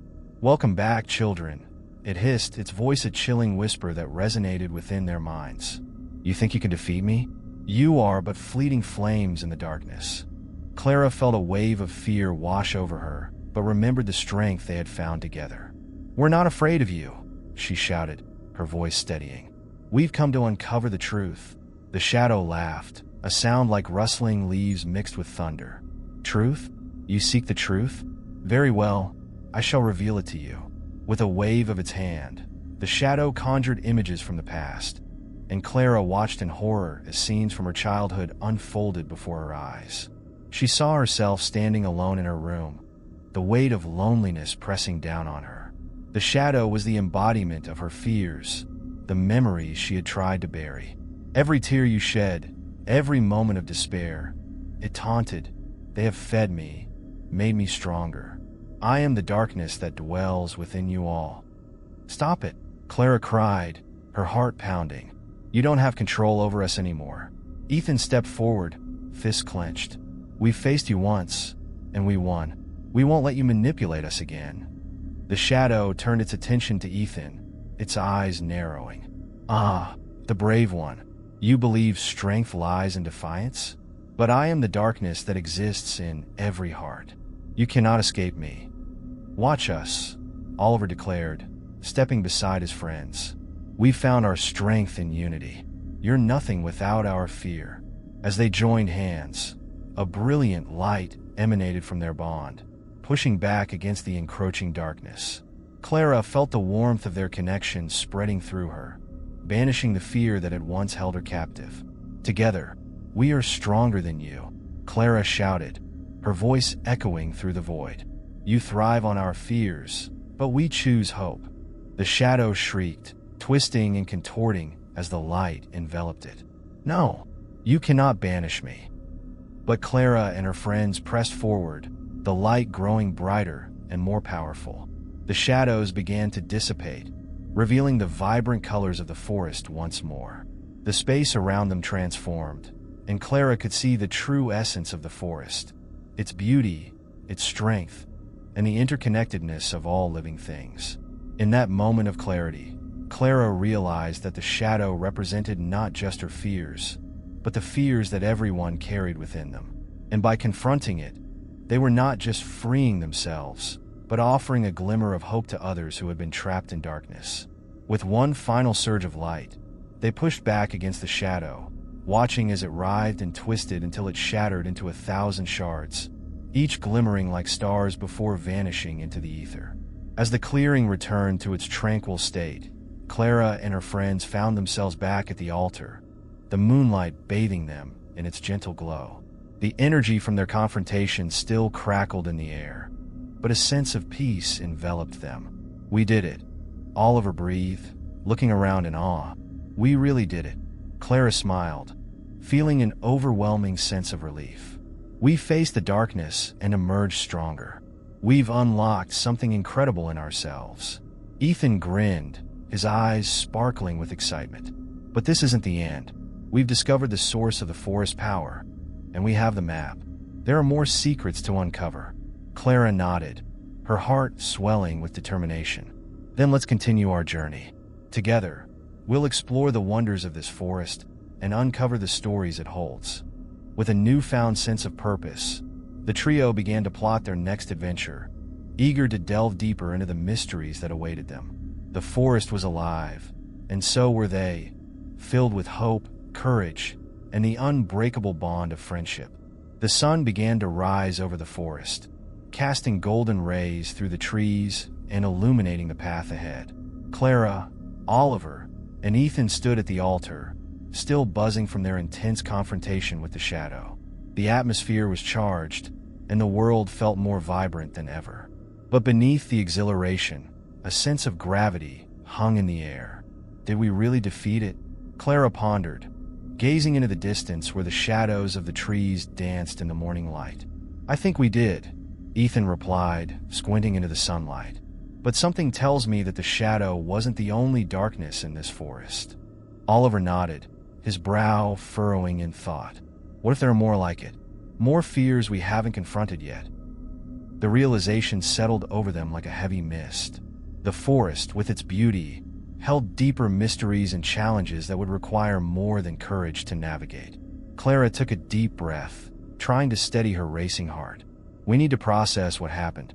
We can't just dive into the next adventure without understanding the power we've unleashed." "Agreed," Ethan said, his tone serious. "We should talk about our fears and how they connect to the shadow we faced." As they sat down on the mossy ground around the altar, the forest came alive with sounds: the rustle of leaves, the distant call of birds, and the gentle whisper of the wind. Clara closed her eyes, allowing herself to be enveloped by the serenity of the moment. "I'll go first," she said, opening her eyes and looking at her friends. "When I was facing the shadow, I realized it was built from all my insecurities, my fear of being alone, of not being enough. That's what fueled its power." Oliver nodded, understanding etched on his face. "For me, it was about fear of failure. I always worry that I'll let everyone down, that I won't measure up to what's expected of me. The shadow made me confront that." Ethan, usually the more adventurous one, took a moment to gather his thoughts. "I've always feared that I'll lose the people I care about. When the shadow was taunting us, I felt that fear rising within me, making me question if I could protect my friends." Clara's heart ached for her friends as she listened to their vulnerabilities. "We've all faced our fears in different ways, but we overcame them together, which makes us stronger." As they shared their fears, Clara felt a weight lift off her shoulders. They were no longer just friends navigating a mystical forest. They were a support system, a united front against the darkness that lay both within and outside of them. "Let's promise to always be honest about our fears," Clara suggested. "We can't let the darkness grow again." "I'm in," Oliver agreed, looking relieved. "We need to keep this connection strong." Ethan nodded enthusiastically. "And if we do encounter more shadows, we'll face them together, just like we did before." With their pact made, Clara felt a renewed sense of purpose. They weren't just adventurers. They were allies in a battle against the shadows lurking in their hearts and in the world around them. They stood up, invigorated by their shared resolve. "Let's take a look at the map again," Clara said, glancing at the ancient parchments spread out on the altar. "We've uncovered one mystery, but there are more symbols we haven't explored yet." As they examined the map, they noticed a series of markings leading toward a hidden area deeper within the forest, a place marked with an unusual symbol that resembled an eye. Clara felt a shiver run down her spine. "What do you think this means?" Oliver shrugged, glancing around nervously. "It might mean that there's something, or someone watching us. We should be cautious." Ethan grinned, the thrill of adventure igniting his spirit. "Or it could mean we're about to discover something amazing. Let's go find out." With the sun high in the sky, illuminating their path, the trio set off toward the new destination, their hearts pounding with excitement and a hint of trepidation. As they moved through the forest, Clara felt the energy of the place change. It was almost as if the trees were alive, whispering secrets to each other as they walked past. After a while, they reached a clearing surrounded by towering trees. At the center stood an enormous boulder, etched with ancient runes that glimmered in the sunlight. The air felt thick with anticipation, and Clara could sense something monumental lay before them. "Wow," Oliver breathed, stepping forward. "This place feels powerful." Clara moved closer to the boulder, her fingers grazing the cool stone. "These runes, they look similar to the ones we saw on the altar." Ethan squinted at the markings, his curiosity piqued. "Maybe they hold the key to understanding what's next for us." As they examined the runes, Clara felt an odd sensation, as if the markings were alive and pulsating with energy. Suddenly, the runes began to glow brighter, illuminating the clearing with a radiant light. "What's happening?" Oliver exclaimed, taking a step back. "Stay close," Clara shouted, grabbing their hands again as the light enveloped them. The energy surged, wrapping around them like a protective cocoon, and they felt themselves being drawn into the boulder's surface. "Hold on!" Ethan yelled, his voice filled with exhilaration as they were whisked away into a new realm of possibilities. In an instant, they found themselves in a vast, shimmering landscape filled with ethereal light and colors they had never imagined. Everything felt alive, as if the very fabric of reality was woven with magic and wonder. "Where are we?" Clara asked, awestruck by the beauty surrounding them. "This must be the heart of the forest." Ethan breathed, his eyes wide with amazement. "It's incredible." As they stepped forward, Clara couldn't shake the feeling that they had entered a realm where their fears could transform into hope, where every shadow they had faced had led them to this moment of light and unity. Together, they stood on the threshold of a new adventure, their spirits intertwined as they ventured deeper into the heart of the forest, ready to embrace whatever lay ahead. As Clara, Oliver, and Ethan stepped into the radiant landscape, they felt an overwhelming sense of possibility. The colors around them shifted and swirled like a dream, illuminating their path with an otherworldly glow. Each step resonated with the energy of the forest, intertwining with their own spirits. "This place feels alive," Clara whispered, her heart racing with wonder. "It's as if the forest is welcoming us." "Look!" Ethan pointed ahead, where a magnificent tree stood taller than any they had seen before. Its bark shimmered like silver, and its leaves sparkled like diamonds in the light. That tree, it must be the source of all this magic. With a shared determination, they moved toward the magnificent tree, their excitement palpable. As they approached, Clara noticed intricate patterns etched into the trunk, resembling the runes they had seen on the boulder. "Maybe these markings tell us something," Oliver suggested, stepping closer to examine them. "They look like they're part of a story, Clara placed her hand against the tree, feeling its warmth radiate through her fingertips. In that moment, a surge of memories flooded her mind.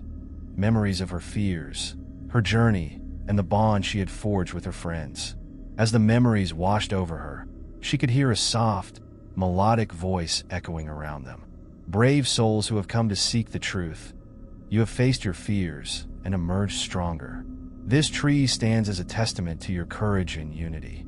The voice felt familiar, yet distant, as if it were an echo from another realm. Clara glanced at Oliver and Ethan, their eyes wide with awe. "What do we do now?" Ethan asked, his voice filled with wonder. "Embrace the light," Clara replied, her voice steady with conviction. "We've come so far, and I think this tree holds the key to our next chapter." Together, they placed their hands on the tree, feeling a rush of energy surge through them. The tree responded with a soft hum, resonating with their touch. The world around them shimmered, and Clara felt their fears dissolve, replaced by a sense of peace and clarity. "Each of you carries a part of this forest within you," the voice continued, wrapping around them like a gentle embrace. "Your courage, your friendships, and your willingness to face the darkness have awakened the spirit of the forest. It is now your responsibility to carry its light into the world." Suddenly, the leaves of the tree began to rustle, and a cascade of shimmering light enveloped them, lifting them off the ground. Clara felt a sense of weightlessness as they were lifted higher and higher, surrounded by the ethereal glow. "Hold on to each other," Oliver shouted, gripping their hands tightly. As they soared through the air, Clara felt their connection strengthening, the light weaving them together into a single, vibrant entity. They were no longer just individuals.